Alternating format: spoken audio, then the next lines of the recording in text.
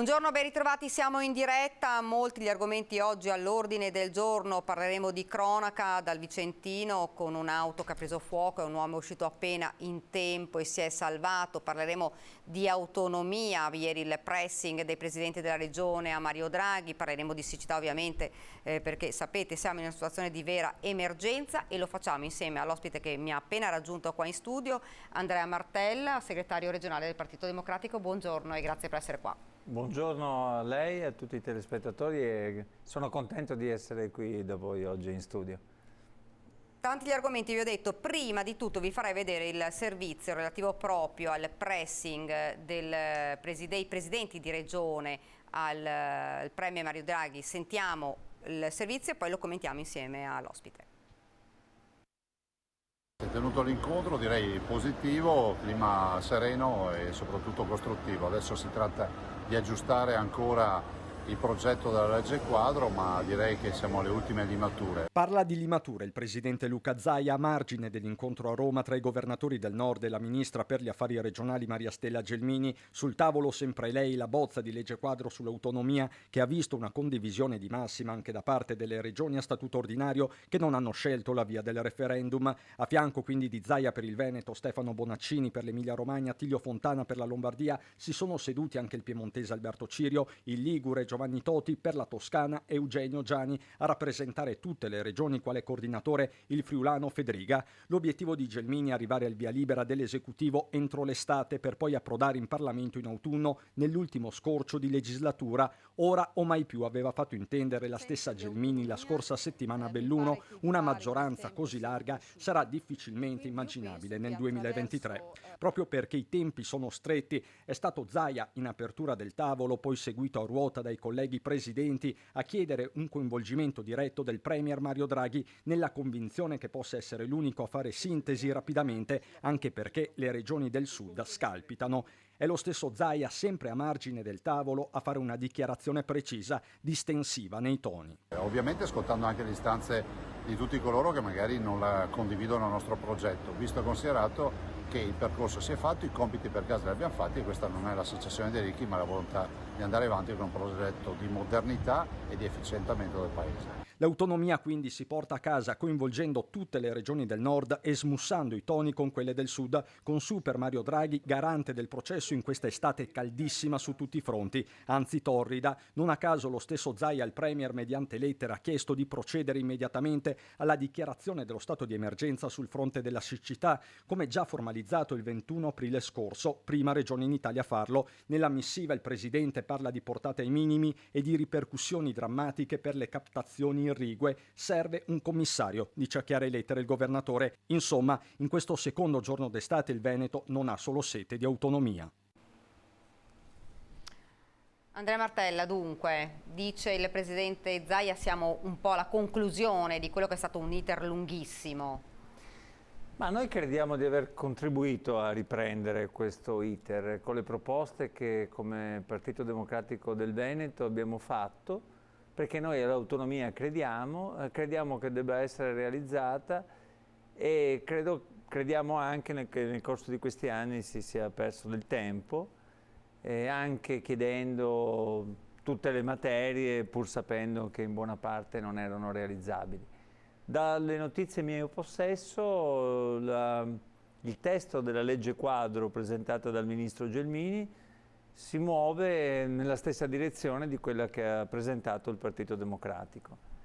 E quindi mi auguro che nei prossimi giorni si possa davvero concludere questo iter. Ecco, siamo davvero al giro di boa? Lo vedremo, io mi auguro di sì, lo vedremo nelle prossime settimane. E mi auguro che si possa realizzare un'autonomia che serva al Veneto, che serva ai cittadini del Veneto, che serva per fare della nostra regione una regione più competitiva, per sostenere le imprese, per sostenere politiche del lavoro. E questa l'autonomia alla quale noi pensiamo e mi pare che ci si muova in questa direzione. Ecco, l'abbiamo detto, l'abbiamo anche, insomma, gliel'ho chiesto anche altre volte, su cosa bisogna puntare? Ma noi abbiamo detto in maniera precisa che dobbiamo puntare su quelle materie che servono per rendere il Veneto più competitivo. Il lavoro, le politiche attive per il lavoro, la formazione e la formazione professionale, collegata anche agli istituti tecnici superiori, l'internazionalizzazione delle imprese e quindi il sostegno nei mercati globali alle imprese del Veneto e naturalmente anche gli enti territoriali, la rigenerazione urbana. Noi abbiamo individuato queste materie. Mi pare che anche altre regioni stiano andando in questa direzione e che lo stesso Zaia abbia dovuto in qualche modo dire, beh, se si inizia con alcune materie ci possiamo stare. Io voglio solo rivendicare che l'avevamo detto qualche giorno fa. Ecco, queste mi paiono le materie. L'altro tema è che tutta la retorica fatta su ci teniamo i soldi, vogliamo il residuo fiscale, si è capito che non è possibile. E quindi noi ci diciamo, per queste materie che chiediamo, lo Stato ci deve trasferire dei soldi, questi soldi li gestisce il Veneto, quelli che riusciamo a risparmiare li teniamo qui e quindi possono essere a servizio dei cittadini. Insomma, l'autonomia a cui pensiamo è qualcosa che rende l'amministrazione più efficiente, qualcosa che sia più vicino ai cittadini, qualcosa che sia più vicino ai lavoratori e alle imprese. In questo senso, l'autonomia differenziata si inserisce in un quadro di unità nazionale che rende le regioni più competitive e noi come Veneto vogliamo dare un contributo anche in questo senso. Ecco, lei prima ha detto dobbiamo dare un sostegno alle imprese, siamo in una situazione difficilissima, l'abbiamo visto, e ci sono molte attività che purtroppo stanno davvero morendo. Cosa si può fare davvero di più? Perché è un grido d'allarme un po' di tutte le categorie. Ma ieri ho partecipato ad un convegno in cui si è fatto il punto sul sistema imprese del Veneto e in realtà va detto, come ho già sostenuto in altre occasioni, che il nostro sistema produttivo che ha la propria spina dorsale nell'impresa manifatturiera ha retto anche questo periodo difficilissimo, prima con la pandemia e anche oggi in questo momento con una crisi geopolitica a seguito della guerra in Ucraina. Però le nostre imprese vanno sostenute di più, ci vogliono politiche che riguardano il mercato del lavoro, ci vogliono politiche che riguardano il fisco, ci vogliono politiche che riguardano la digitalizzazione, cioè la possibilità che le nostre imprese diventino più digitali e stiano in mercati digitali.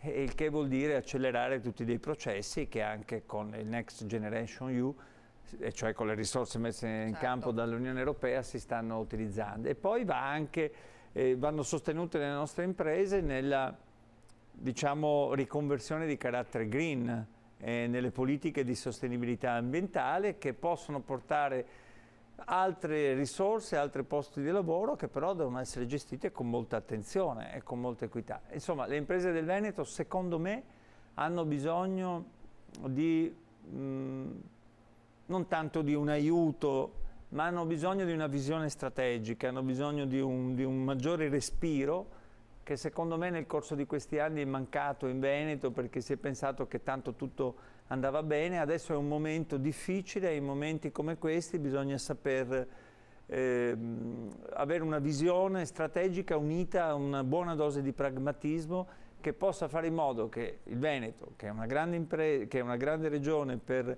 impresa, possa continuare ad esserlo. Ecco una domanda, ieri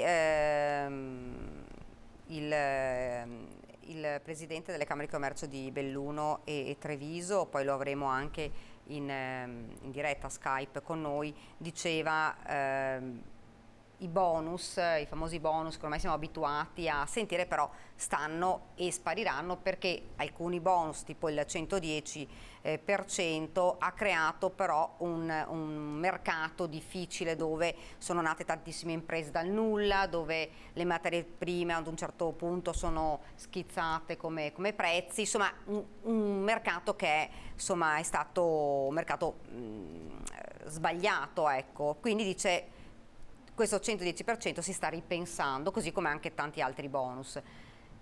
I cittadini si dicono, ma senza questi come si affronterà ora la situazione in un momento che, come abbiamo detto, è già difficile? Intanto il governo è già intervenuto con 2 decreti da circa 30 miliardi di euro e con un decreto anche ieri per affrontare le conseguenze della crisi energetica. e quindi per prorogare ancora la possibilità di calmierare i costi dell'energia e quindi delle bollette, e questo riguarda profondamente anche le imprese, oltre che le nostre famiglie, perché ci siamo trovati di fronte a una situazione che era già complicata prima, resa ancora più complicata dalla guerra. Quindi questi interventi di sostegno, di ristoro, come si diceva durante la pandemia, di aiuto, devono essere anche continuati in questo periodo così difficile, e però bisogna mettere in campo delle politiche strutturali. Nel caso dell'energia non c'è dubbio che noi dobbiamo renderci meno dipendenti, anzi indipendenti dal gas russo, che bisogna porre un tetto all'acquisto, al prezzo dell'acquisto del gas, che bisogna diversificare le fonti, che bisogna spingere sulle fonti rinnovabili per produrre energia, e anche in questo senso sono state introdotte delle semplificazioni che possono accelerare questo iter. E quindi è di tutto questo che c'è bisogno, e direi più di riforme che di bonus. Ed è un fatto che io penso vada seguito. Naturalmente adesso siamo in difficoltà, e alle difficoltà bisogna rispondere anche con sostegni, bonus e ristori. Quello del 110 oggettivamente va rivisto, perché e così si è già fatto in parte, perché è stato un elemento che ha fatto ripartire alcune attività, e che però oggi ha bisogno di trovare un nuovo punto di equilibrio. Non parliamo poi del carburante. Beh, il carburante... Abbiamo sentito automobilisti e autotrasportatori, insomma, che con i mezzi ovviamente ci lavorano, e insomma abbiamo sentito autotrasportatori che ci dicevano: noi a questo punto... E qui ci sono state anche speculazioni, però è ovvio che il governo è intervenuto e si è abbassato il prezzo del carburante, adesso è di nuovo aumentato, e quindi stiamo dicendo che bisogna intervenire nuovamente per produrre un nuovo abbassamento. Io ho proposto tempo fa una cosa che anche si è fatta a livello nazionale, cioè anche in Veneto sarebbe necessario avere una specie di mister prezzi, un osservatorio sui prezzi, e non so perché la Regione non lo voglia istituire, che vada a verificare che le regole vengano rispettate da tutti, che non ci siano speculazioni, perché se ci sono speculazioni queste vengono fatte in quei giorni in cui si ritiene che il mercato le possa assorbire, però colpiscono i cittadini. Certo. E siccome anche per avere questi finanziamenti che ho detto prima si è dovuto intervenire sulle grandi imprese con la cosiddetta tassa sugli extra profitti, bisogna stare molto attenti che nessuno se ne approfitti.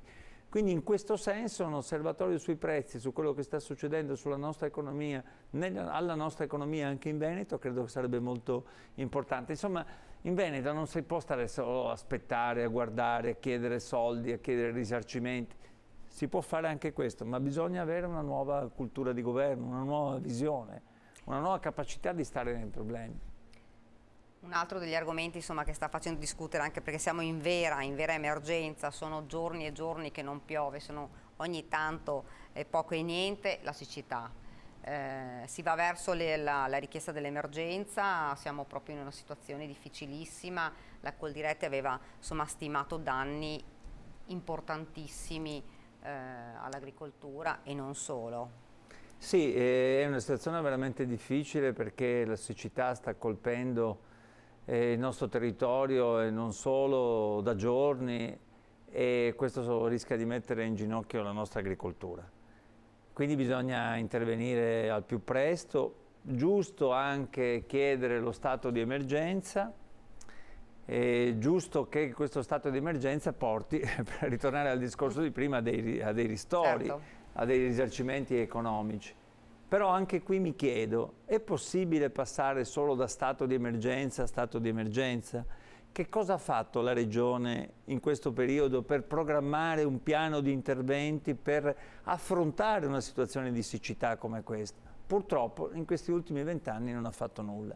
E siccome le reti idriche sono importanti come le strade, sono importanti come le infrastrutture materiali o anche quelli immateriali, prima parlavamo di digitalizzazione, è necessario che questo problema non si affronti solo dal punto di vista della protezione civile, Certo. ma lo si affronti dal punto di vista della programmazione.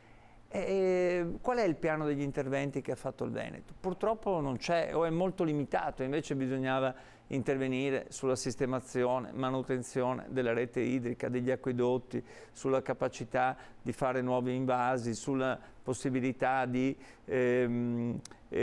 costruire in maniera più innovativa sistemi di irrigazione. Tutte cose che affrontate per tempo. Certo, ci troviamo di fronte a una siccità straordinaria, certo. Lo stato di emergenza lo chiediamo, ma almeno ci permetterebbero di guardare a programmare degli interventi per cui siamo in grado anche di affrontare questo stato di emergenza. Questo che io dico, sui temi dell'impresa che abbiamo detto prima, come su questi dell'agricoltura, ci siamo limitati a guardare che le cose andavano bene, ma non è sufficiente. Bisogna intervenire per tempo per fare in modo che si possano affrontare le emergenze. Ecco, emergenze infatti perché... È come anche sul caso della sanità, guardi, è la stessa cosa. Ecco, sul fatto delle emergenze per quanto riguarda i cambiamenti climatici si diceva o siccità per periodi prolungati come quello di adesso oppure bombe d'acqua che creano danni, le abbiamo visto insomma nei nostri territori. Di certo non si può prevenire una situazione del genere, però insomma fare qualcosa, come si diceva, l'assessore Canero diceva pochi giorni fa si può pensare a dei bacini per raccogliere l'acqua quando ce n'è in abbondanza e poi sfruttarla nei momenti, però bacini che ancora non ci sono. Ecco. Ma intanto direi che questa situazione mette fine, mi auguro, alle diciamo, le idee strampalate di chi pensava che i cambiamenti climatici non ci fossero e che non avessero conseguenze. Spero metta fine a chi negava anche questa cosa, anzi ci troviamo di fronte a una situazione ancora più difficile per cui i cambiamenti climatici e la crisi energetica determinano anche per la carenza d'acqua dei rischi considerevoli non solo per l'agricoltura ma anche per le imprese e anche per le famiglie. Quindi più che dire bisognerebbe pensare a una serie di interventi, io dico adesso ci vuole una cabina di regia, chiediamo pure lo stato di emergenza, ma poi si faccia una cabina di regia con le imprese, con il mondo dell'agricoltura, con tutti quelli che sono i soggetti interessati e si programmino una serie di interventi per affrontare le situazioni difficili. E noi non possiamo prevedere, almeno in parte, diciamo, gli eventi atmosferici, però possiamo programmare una serie di interventi che ci possano permettere di affrontare le crisi derivanti da eventi meteorologici. Ma bisogna farli questi interventi ed è abbastanza chiaro che cosa è necessario fare. E invece, ribadisco, se si affronta solo la questione dal punto di vista c'è l'emergenza, cosa facciamo? Chiediamo i soldi, ho scritto al Presidente Draghi, ho capito, hai scritto al Presidente Draghi, ma forse oltre a scrivere avresti dovuto convocare una riunione della Regione per dire come affrontiamo una situazione sulla base delle nostre competenze, anche a proposito di autonomia. È un po' strano questo, uno chiede l'autonomia, voglio fare, voglio dire, e però poi dopo chiede un commissario e poi dopo chiedi il risarcimento. Giusto chiedere il risarcimento anche perché è a favore dei nostri agricoltori che vengono colpiti, però è più serio esercitare le proprie funzioni programmando gli interventi necessari. Fra l'altro, prima diceva, siamo in una situazione di crisi comunque bene o male economica, anche se si sta cercando di arginare il problema. Bollette, crisi energetica, bollette, caro benzina e queste situazioni che comunque stanno creando problemi anche alle imprese agricole e questo sta facendo crescere, però il risultato sta facendo crescere la povertà e questa è la cosa che i cittadini sentono maggiormente perché dei cittadini ormai, parliamo anche dei cittadini monoreddito, ma cittadini nelle tasche sentono che ci sono meno possibilità, ecco, e questa è una situazione che va assolutamente affrontata. Sì, per noi siamo in un momento in cui sta anche aumentando l'inflazione nel nostro paese e quindi dobbiamo evitare che ci si possa trovare di fronte, magari in autunno, ad una nuova recessione che può avere delle conseguenze dal punto di vista sociale, che noi dobbiamo essere in grado di prevenire. È per questo che sono stati fatti questi interventi che sono di sostegno, di aiuto da parte del governo. È vero che la nostra economia era ripartita, anche diciamo, nei primi mesi di quest'anno, prima dello scoppio della guerra, e che invece adesso ci troviamo di fronte a questa situazione. Ed è anche vero quello che lei ha detto, ce l'ha detto il rapporto Istat dei giorni scorsi, l'indice di povertà è aumentato ed è aumentato anche in Veneto. Certo. E quindi noi ci dobbiamo contemporaneamente occupare di una situazione geopolitica, cercando di essere portatori di pace o quantomeno di diplomazia, aiutando comunque un popolo come quello ucraino che sta resistendo di fronte a un'invasione come quella russa, e contemporaneamente dobbiamo preoccuparci delle conseguenze delle sanzioni economiche e delle politiche necessarie per i nostri cittadini per contrastare anche la povertà. E quindi c'è un complesso di interventi che è necessario realizzare, per questo che dico che ogni forza politica dovrebbe essere responsabile ed evitare strumentalizzazione e affrontare in questo momento questa fase così complicata. Ecco, io poi parlerei con Andrea Martella della sanità. Prima però non so se riusciamo ad avere in collegamento, perché l'avevo visto prima, il nostro Filippo Fois, perché ovviamente oggi c'è stata insomma il bilancio della Guardia di Finanza e quindi i dati relativi al Veneto. Lo vedo nello schermo il nostro Filippo Fois da Venezia. Buongiorno Filippo. Sì, buongiorno da Venezia, siamo nella sede della Guardia di Finanza, al mio fianco il generale Giovanni Mainolfi che ha appena illustrato quella che è stata l'attività degli ultimi 17 mesi della Guardia di Finanza. Un'attività molto importante perché è cambiato qualche cosa, diciamo è stato fatto un passo avanti in quelle che sono le modalità di indagine e oggi abbiamo visto i risultati. Esattamente, la pandemia ha comportato dei cambiamenti sostanziali nel nostro vivere quotidiano e necessariamente si è reso corrispondentemente un obbligo, obbligato per noi cambiare i nostri paradigmi operativi, e questo abbiamo fatto volgendo anche un occhio alle nuove tecnologie, le quali si sono dimostrate di straordinaria utilità e gli effetti sono assolutamente proficui e soddisfacenti. Come funziona questo nuovo sistema? Innanzitutto si tratta di un sistema di analisi di rischio che mira alla conoscenza. È un sistema di analisi di rischio che guarda le problematiche non singolarmente prese, ma le guarda come sistema. Parlare di sistemi significa mettere assieme un insieme di cose in maniera coordinata. Ecco, il sistema di analisi di rischio mette a sistema e quindi guarda contemporaneamente i diversi fattori che costituiscono l'ambiente esterno. Riesci a farci un esempio, giusto per far comprendere a tutti?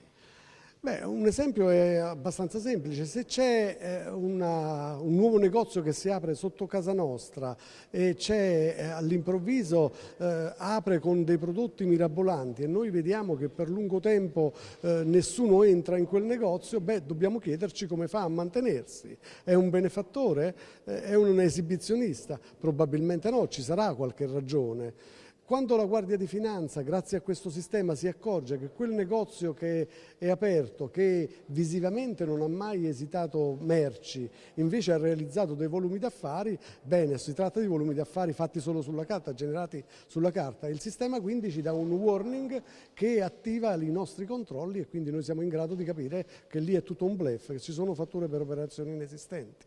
Questo sistema poi è stato applicato naturalmente in diversi ambiti, a partire da quello che è il riciclaggio, per esempio, della criminalità organizzata.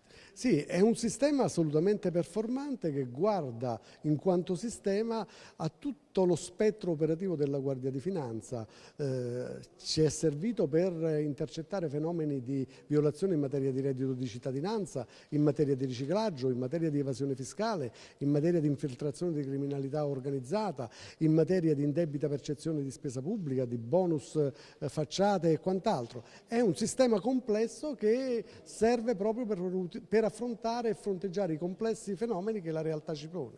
Sì, la performance poi si è vista con i dati che lei ha illustrato poco fa nel corso della presentazione appunto della vostra attività. Sì, la performance è stata assolutamente straordinaria. In materia di riciclaggio, è stato uno degli esempi a cui prima mi riferivo, ci ha consentito di elevare i nostri sequestri in materia di antiriciclaggio, per esempio, da poco più di 100.000 euro del 2019 ad oltre 200 milioni del 2021, il che è una cosa strabiliante che dimostra e valida la bontà del sistema, perché uscendo dall'ottica del singolo caso e guardando il caso come un sistema all'interno di un sistema, si riescono a cogliere elementi e fattori che altrimenti si sarebbero persi. Dal punto di vista nazionale è uscita ieri la notizia che i bonus per l'edilizia nell'attività della Guardia di Finanza, insomma, si sono registrate truffe per 4 miliardi e mezzo, credo, a livello nazionale. In Veneto com'è la situazione? In Veneto la situazione è assolutamente in linea con quello che è avvenuto a livello nazionale. Noi ad oggi abbiamo accertato oltre 300 milioni di crediti fittizi generati solo cartolarmente, però abbiamo in cantiere delle attività che si chiuderanno a brevissimo che eleveranno di molto questo dato, quindi assolutamente il Veneto è in linea con le altre regioni. Ecco, devo dire ancora una volta che in questo ambito il nostro sistema di analisi è stato di grandissimo ausilio e quindi è un altro aspetto per cui il sistema viene validato dalla realtà, sono i fatti che ne attestano e ne testimoniano la bontà. È il fenomeno più preoccupante tra quelli che avete trattato quest'anno? Cosa che vi preoccupa di più? Diciamo, cosa è in cima ai suoi pensieri? In cima ai miei pensieri c'è la tutela della legalità innanzitutto, la tutela della legalità che significa assicurarsi sul futuro, significa acquistare una polizza per il futuro. Se non c'è legalità non ci può essere futuro e questa legalità noi la decliniamo in più direzioni, la decliniamo dal punto di vista imprenditoriale perché legalità nel mondo dell'impresa significa equanimità nella concorrenza, significa libera concorrenza. Se non c'è legalità evidentemente c'è qualcuno che prevarica altre imprese e questo significa creare disoccupazione, significa effettuare delle pressioni artificiose sui prezzi, il che significa danno per il consumatore, significa danno per il sistema economico, significa minore sviluppo. Ecco perché sono importanti queste cose. Ultima domanda generale, perché lei ha anche sottolineato come spesso abbiate a che vedere, diciamo, con soggetti di varie nazionalità, siano cinesi, russi o pakistani. In questo caso è più difficile anche fare i tracciamenti, per esempio, del denaro che arriva. Innanzitutto noi non siamo razzisti, quindi per noi sono tutti cittadini. Per la difficoltà a rintracciare chiaramente il capitale di partenza. No, proprio a questo mi volevo riferire. C'è obiettivamente una difficoltà nel tracciare le fonti, ma al tempo stesso è un vantaggio perché quando non si riesce a tracciare la fonte, evidentemente se la controparte non riesce a fornire una legittimità a quel denaro, a quelle risorse di cui dispone, evidentemente è più agevole immaginare che si tratti di risorse illecite. Quindi diciamo la catena di indagini per verificare la bontà, la legittimità di quella ricchezza si accorcia tutto sommato, quindi è uno svantaggio ma è anche un vantaggio per certi versi. Noi ringraziamo il generale Giovanni Mainolfi, comandante della Guardia di Finanza della Regione Veneto, e da Venezia vi restituiamo la linea. Grazie davvero a Filippo Fois, grazie davvero anche al generale. Noi andiamo avanti e parliamo anche di Covid. Vi do il bollettino, consueto il bollettino regionale. Sono aumentati i casi, continua a crescere la curva dei contagi da Covid-19 in Veneto, dove nelle ultime 24 ore si registrano 6.154 nuovi casi per un totale di 1.814.358 infezioni da inizio della pandemia. Il bollettino purtroppo registra anche 8 decessi con un totale che arriva a 14.775. Aumentano? Sì, direi che bisogna stare ancora molto attenti. Diciamo, il virus circola molto e questa nuova variante lo rende molto capace di diffondersi. Diciamo che per fortuna ha conseguenze meno gravi, il che però implica un livello di attenzione ancora molto importante e in questo momento bisogna stare attenti a non considerare che sia tutto finito, perché poi dopo ne paghiamo le conseguenze. Quindi l'appello che posso rivolgere è rispettare le regole per quanto possibile, evitare di stare senza mascherina nei momenti di assembramento e soprattutto di verificare le proprie condizioni, perché non vorrei che ci fosse anche gente che magari circola in questo modo magari asintomatico e producendo nuovi contagi. Ecco, ci leghiamo, parliamo di sanità, i punti principali di un sistema che abbiamo visto ha funzionato, però che ha delle questioni da risolvere. Guardiamo la carenza dei medici. Ma è un sistema che sicuramente ha funzionato, quello veneto, e che però oggi ha bisogno di essere ripensato dopo gli anni di pandemia e dopo, secondo me, gli errori commessi dall'attuale giunta nella programmazione. Come va ripensato? Aumentando la medicina nel territorio e quell'integrazione tra sanità e sociale che è fondamentale per stare vicino ai cittadini. Come va riformato? Riducendo le liste d'attesa. Un cittadino che si trova ad aspettare tutti quei mesi o addirittura degli anni per una visita specialistica è un cittadino che viene penalizzato. Come va riformata? Aumentando la presenza dei medici di base, che sono il primo terminale accanto ai cittadini e che adesso sono ridotti, diciamo, allo stremo. Si tratta invece di fare in modo che ci siano, che siano pagati e di ridurre, di avere una presenza maggiore dei medici, per esempio nei pronto soccorso, perché chi va in un pronto soccorso oggi rischia di aspettare 8-10 ore. La sommatoria di queste cose, liste d'attesa, medici di base che mancano, medici che mancano negli ospedali o nei pronti soccorso, costituisce una lesione dei diritti dei cittadini e quindi bisogna intervenire in questo senso per fare in modo che la nostra sanità rimanga una buona sanità e che però affronti le strutture che si sono create in questo periodo. Così si fa, è il discorso della programmazione che valeva anche nei ragionamenti che abbiamo fatto prima. Ringrazio davvero Andrea Martello per essere stato con noi, grazie davvero, speriamo di averlo anche nelle prossime edizioni qui, anche per commentare gli argomenti, perché ce ne saranno sempre tanti. Speriamo che la pandemia possa, insomma, è un fenomeno che si possa arginare, anche se abbiamo visto i contagi in aumento. Grazie davvero. Grazie a voi e a presto. Grazie, ci fermiamo, un istante di pubblicità, poi torniamo in studio perché parleremo anche di imprese, di cittadini e lo faremo con il presidente Mario Pozza.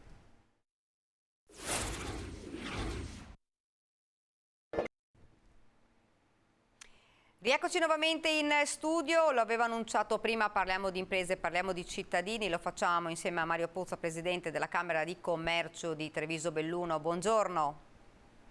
Buongiorno. Parliamo subito dei bonus. Ieri, insomma, lo ha detto, i bonus potrebbero sparire, il 110 ha fatto ripartire sicuramente un mercato che si era fermato, quello dell'edilizia, ma ha evidenziato delle criticità che adesso non si possono lasciar perdere, Presidente.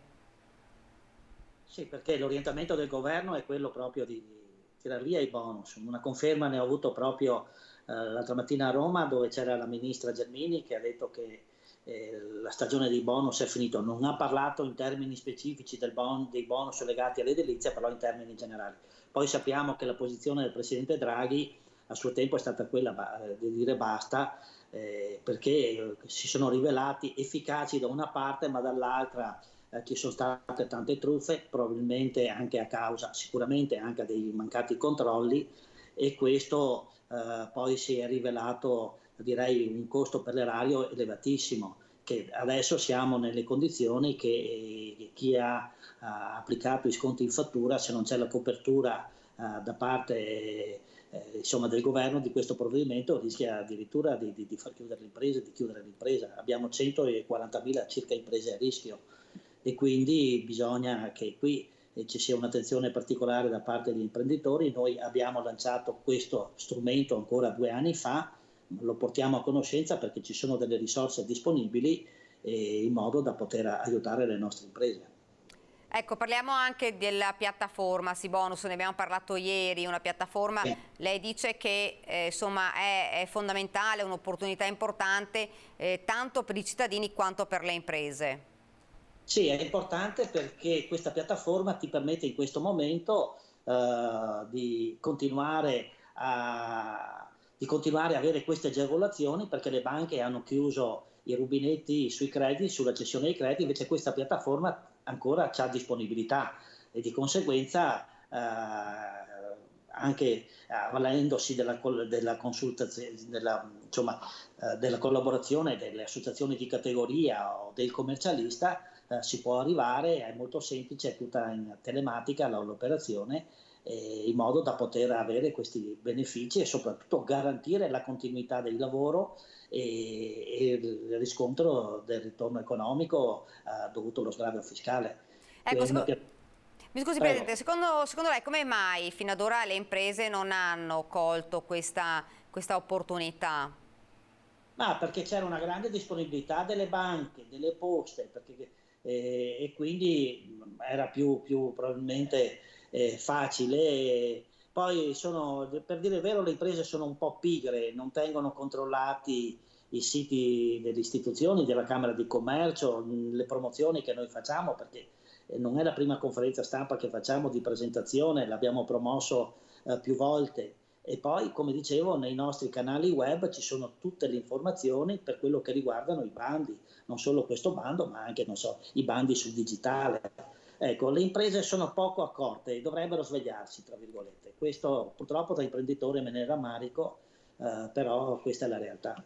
Presidente, vorrei anche leggerle alcune affermazioni della CNA che dice: bonus edilizia, il blocco dell'acquisto dei crediti da parte delle banche continua e ora comincia a paventare il peggio. Dopo l'estate migliaia di ditte dell'edilizia e dell'impiantistica potrebbero fallire per mancanza di liquidità con un portafoglio ordini pieno di lavoro. Secondo la CNA le piattaforme e acquisto crediti come Sibonus sono un'opportunità, dice, ma non la soluzione per le ditte, in quanto il mercato del credito, a causa dell'abbondanza dell'offerta, attualmente richiede a chi vuole cedere il proprio credito di effettuare in media sconti del 22%, annullando così il guadagno dell'impresa. Io l'ho detto, è un'opportunità, non è una soluzione. In questo momento c'è ancora disponibilità di cassa, tra virgolette, per poter dare una mano e per poter avere questa cessione dei crediti. La legge cioè il governo è stato chiaro su questo. Io ho incontrato più volte il ministro Giorgetti in più occasioni a Roma e ce l'ha anche detto: guardate che in Comunità Europea ci dicono, ma state attenti, siete un paese indebitato fin sopra il collo, in nessun paese del mondo c'è un bonus che ti dà lo Stato che addirittura ti fa guadagnare, perché ti dà di più di quello che spendi. E qui c'è stato l'assalto alla diligenza con poca programmazione e poi soprattutto non è stato, direi, non sono stati messi dei paletti perché c'è chi ha bisogno del contributo dello Stato, ma c'è chi non ha bisogno. Cioè, se questo qui doveva aiutare chi aveva meno disponibilità finanziarie, da una parte per far ripartire il campo dell'edilizia, il settore dell'edilizia, ma anche quelle famiglie o quei cittadini che non hanno quelle risorse insomma, di chi ha disponibilità finanziaria. Ecco. E questo, quindi una poca buona comunicazione. Come ho detto, a volte per fare bene si cerca di far bene, ma non si riesce a trasmetterlo o mettere dei paletti o mettere tutte quelle sicurezze che eviti le truffe. Ecco, ci vorranno, le avevamo parlato prima anche con Andrea Martella del Partito Democratico, ci vorranno delle iniziative, il bonus molto probabilmente spariranno come stiamo dicendo ora, delle iniziative in campo per aiutare, per sostenere le imprese in un momento difficilissimo. L'abbiamo visto, ne abbiamo parlato ormai da giorni, da settimane, ne parliamo: aumento del carburante, aumento delle bollette, l'energia, insomma una situazione che davvero sta esplodendo, se non è già esplosa. Sì, ad esempio per quello che riguarda i bonus, dico bene, però noi se mettevamo delle risorse tra virgolette programmate, potevamo magari rivolgere altre risorse, non so, al sostegno delle famiglie o al taglio del cuneo fiscale. Questi sono provvedimenti che si aspettano, ad esempio il taglio sul cuneo fiscale. I nostri dipendenti collaboratori giustamente si lamentano perché in busta paga gli arriva poco, ma per l'azienda la busta paga è pesante e quindi il potere d'acquisto è sempre meno, con l'inflazione che sta ripartendo, i cari carburanti, la spesa al supermercato. Quindi bisogna mettere in campo delle azioni strutturali, perché anche adesso il bonus dei 200 euro, viva Dio, lascia il tempo che trova. Invece se tu riesci a fare una programmazione dove che il cittadino o l'impresa ha una capacità di spesa o di investimenti sapendo che ha delle detrazioni per un certo periodo, con una certa disponibilità, tutto è più facile. Cioè quello che manca a questo paese sono sempre le programmazioni. Come dicevo, si hanno buone idee, buone iniziative, poi alla fine paghi il conto perché c'è chi fa il furbetto o perché non hai capito il provvedimento. Secondo voi qual è il provvedimento immediato per cercare di sollevare, insomma, le imprese da questa situazione? Ma noi abbiamo diversi problemi. Allora, il primo è il costo della manodopera, che è troppo caro. Caro nel discorso che ho fatto poco fa, caro per noi ma per il dipendente poco resta. Il secondo sono la burocrazia, che ogni giorno ce n'è una di nuova, ogni giorno ce n'è una, basta vedere quanto sta succedendo per il calcio balilla, no? L'Agenzia delle Entrate a livello nazionale che insomma mette la tassa anche sul calcio balilla, che nella maggior parte di questi strumenti di divertimento non sono neanche a pagamento. Poi l'altro ovviamente sono i costi energetici sono schizzati, sono fuori controllo, come le materie prime.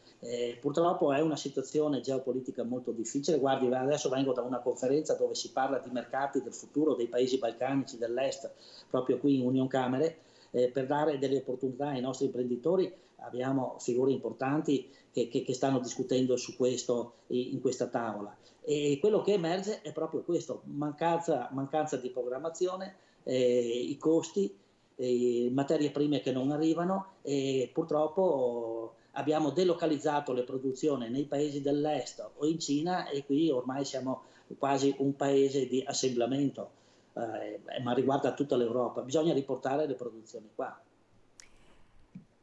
Sicuramente una situazione, abbiamo detto, non facile, fra l'altro ne parlavamo anche con Martella, con un aumento della povertà in questo momento importante. Sì, la situazione non è facile. La settimana scorsa ho pubblicato i dati, ad esempio sull'export trevigiano e brunese, sono ancora dati positivi nei primi 3 mesi. Però ci sono dei problemi che sono ormai lampanti, quello che ha citato. Purtroppo si rischia che questa ripresa, che ancora gode dell'onda lunga del 2021, vada ad essere rallentata di molto, e questo vuol dire cosa? Cassa integrazione, vuol dire quindi meno potere di spesa, le famiglie si impoveriscono perché purtroppo la pompa di benzina è sempre più cara, non so, aumenta il barile al mattino e alla sera hai già alla pompa l'aumento. Ma qualcuno si dice: ma com'è possibile? Cioè, se è aumentato questa mattina e questa sera è già aumentato, e il petrolio è ancora in quel paese, quindi ci sono delle speculazioni. Cioè, ecco, proprio di questo volevo parlare. Secondo lei un osservatorio regionale sui prezzi sarebbe importante?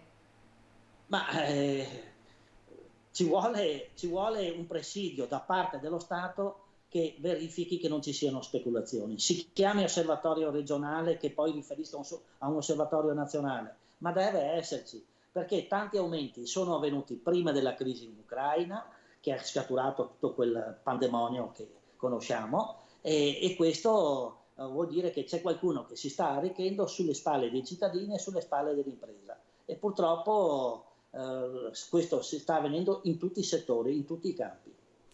Ecco, io tornerei solo un attimo alla questione del 110, perché ne avevamo parlato anche ieri quando abbiamo insomma spiegato del sì bonus, perché lei ci diceva ha fatto ripartire questo mercato, ma ci sono state delle criticità importanti. C'è stato a un certo punto un aumento delle imprese che sono venute fuori in maniera a dismisura, e poi sono schizzati i prezzi di alcuni materiali. Sì, allora c'è stato tra il 2008 e il 2018 ci sono state due attività, tra virgolette, che hanno perso tante imprese, l'edilizia e i trasporti.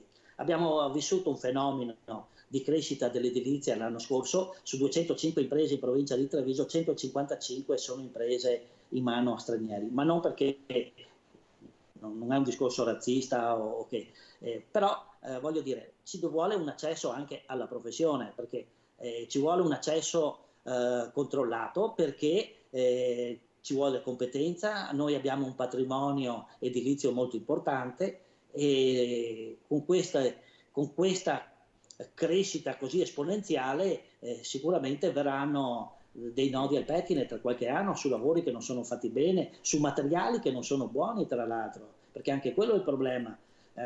Bisogna che ci sia anche lì ovviamente un'attenzione, perché difficoltà a trovarli, aumenti esponenziali, e quindi si è rivelato questo bonus 110 direi quasi un cane che si morde la coda, nel senso che aumento del materiali e quindi i benefici vengono anche meno, perché se prima, non so, ti costava, non so, un isolamento 20 euro al metro quadro, adesso mi dicono che costa dai 60 agli 80. Perciò un punto di domanda c'è e quindi, come dicevo, una programmazione più mirata doveva essere fatta e poteva essere fatta in itinere, perché i problemi sono venuti subito al nodo.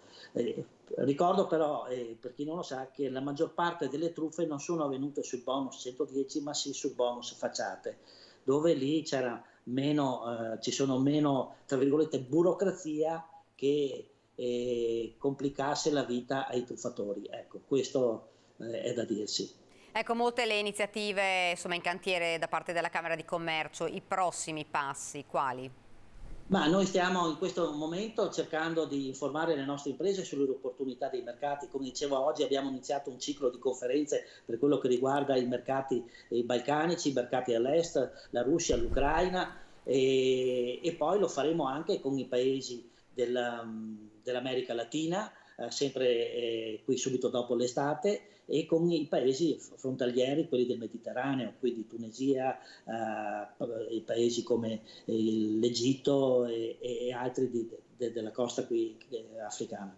Perché la lontananza non deve essere un problema, la lontananza può essere un'opportunità, però deve essere fatta con cognizione di causa, con una rete che ti supporti, in questo caso l'ICE, le ambasciate, i consolati, le camere italiane all'estero, il sistema camerale. Ecco, con Venice Promise, con questa agenzia, stiamo aprendo tanti tavoli proprio per far sì che le nostre aziende possano essere messe nella condizione di scegliere, tra virgolette. La raccomandazione è che però queste nostre aziende si informino presso le associazioni di categoria, nei siti delle Camere di Commercio, ma anche nei giornali, nei telegiornali stessi, perché voi tante volte avete ospiti imprenditori e uomini di associazioni o di istituzioni come il sottoscritto, e di questo ne parliamo. Ecco. L'accurato appello che faccio è proprio questo. Al giorno d'oggi la battaglia o la guerra, se così vogliamo chiamarla, la si vince se si è informati su come muoversi, su dove andare e su cosa fare. Presidente, la ringrazio davvero. Grazie a voi. Grazie, buon lavoro. Noi andiamo avanti, parliamo anche di cronaca, abbiamo detto anche molta la cronaca all'ordine del giorno. La polizia locale di Caorle nel Veneziano ha identificato 17 finti sordomuti che truffano i turisti chiedendo denaro per aprire un finto centro di cure. Fingevano di essere sordomuti e riuscivano a farsi dare denaro dai turisti per costruire un fantomatico centro internazionale dedicato all'assistenza di persone non udenti, disabili e bambini poveri. Sono 17, tutti di nazionalità rumena, i truffatori fermati, identificati e foto segnalati nelle ultime settimane dalla polizia locale di Caorle. Dopo vari controlli, anche in borghese, gli agenti hanno elevato 12 verbali per violazione del regolamento comunale di polizia e sicurezza urbana sul divieto di raccolta firme e fondi, che prevede una sanzione di 50 euro, il sequestro del denaro e del materiale. Per dissimulare la truffa, i finti sordomuti sottoponevano ai passanti anche dei moduli scritti in italiano o tedesco da compilare e sottoscrivere, spesso con penne a inchiostro simpatico per poter poi far sparire le tracce dell'inganno. Per tutti è scattato anche il DASPO urbano con l'obbligo di lasciare la città e non rientrarvi per 48 ore. Nei confronti di 3 falsi sordomuti sono state inoltre presentate denunce all'autorità giudiziaria per accattonaggio molesto, reato del codice penale. Ed ora Vicenza, auto a fuoco in tangenziale, l'automobilista scende in tempo, nessun ferito. Auto a fuoco in tangenziale è successo ieri, poco dopo le 21, nel tratto di tangenziale tra Vicenza Est e Ovest. Nessuna persona è rimasta ferita. L'automobilista, mentre percorreva la strada, ha visto del fumo fuoriuscire dal cofano. Si è fermato in tempo ed è sceso per dare l'allarme. I vigili del fuoco, arrivati sul posto, hanno spento con la schiuma l'incendio dell'auto, che è andata completamente distrutta. Le cause dell'incendio sono al vaglio della squadra intervenuta. Durante le operazioni di soccorso, la tangenziale in direzione ovest è rimasta chiusa al traffico. Ed ora ci spostiamo invece a Padova, dove dovrebbe esserci per noi il nostro Federico Fusetti. Eccolo qua, lo vedo sullo schermo. Si parla di sanità e della carenza di medici, non solo. Federico, buongiorno. Buongiorno Daniela, buongiorno a te, buongiorno ai telespettatori. Sì, hai detto bene, carenza dei medici, ma l'altro tema sul piatto è anche quello dell'aumento piuttosto esponenziale di casi di Covid, in particolare a Padova, una delle città e delle province più colpite della regione. Partendo da qui possiamo dire che c'è stato un aumento del 50% dei casi nell'ultima settimana, che il presidente dell'Ordine dei Medici di Padova, Domenico Maria Crisarà, non esclude sia collegato anche alla festa del Santo, nel senso che ci sono stati molti eventi con tante persone e precauzioni ridotte rispetto al passato, e quindi ne stiamo un po' pagando ora gli effetti. Sono quasi 7.000 i positivi a Padova in questo momento, come dicevo il 51% in più rispetto alla scorsa settimana, e sono tutti contagiati dalla variante Omicron BA5, che è l'ultima che diciamo sta circolando.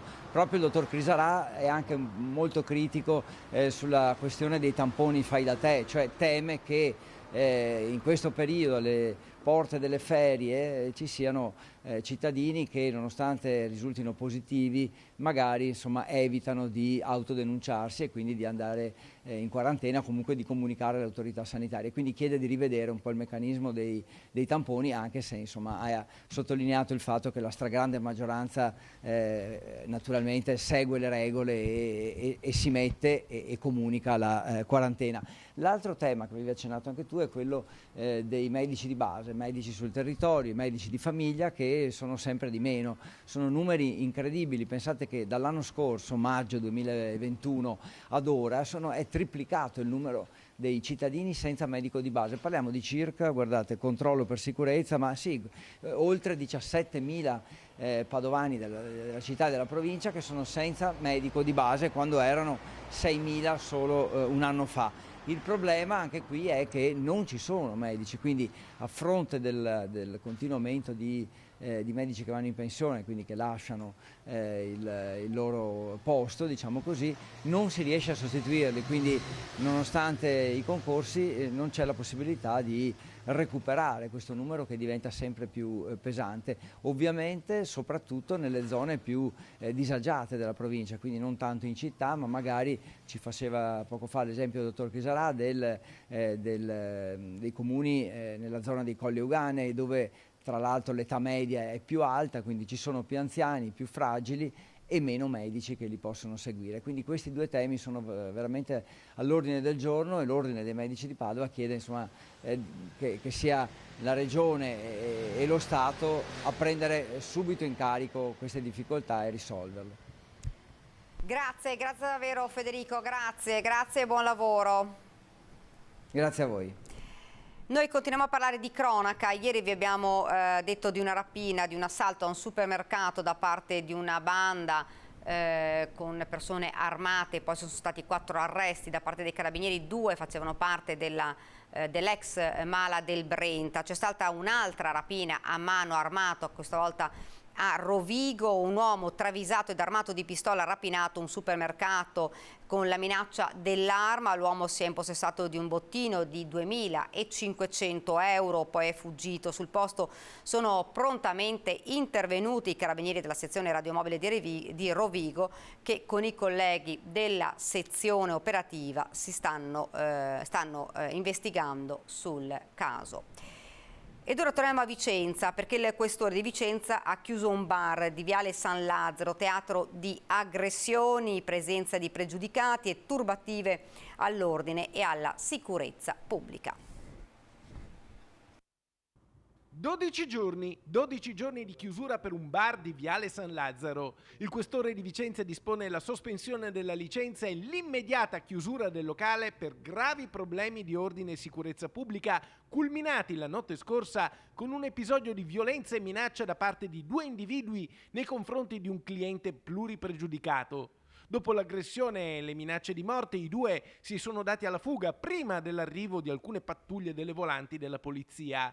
Secondo la ricostruzione, i 2 personaggi, dopo essere entrati nel bar e aver trovato l'uomo che stavano cercando, avrebbero iniziato a colpirlo con una raffica di pugni, facendolo cadere tramortito a terra. A quel punto lo avrebbero avvertito che sarebbero tornati di lì a poco per accoltellarlo.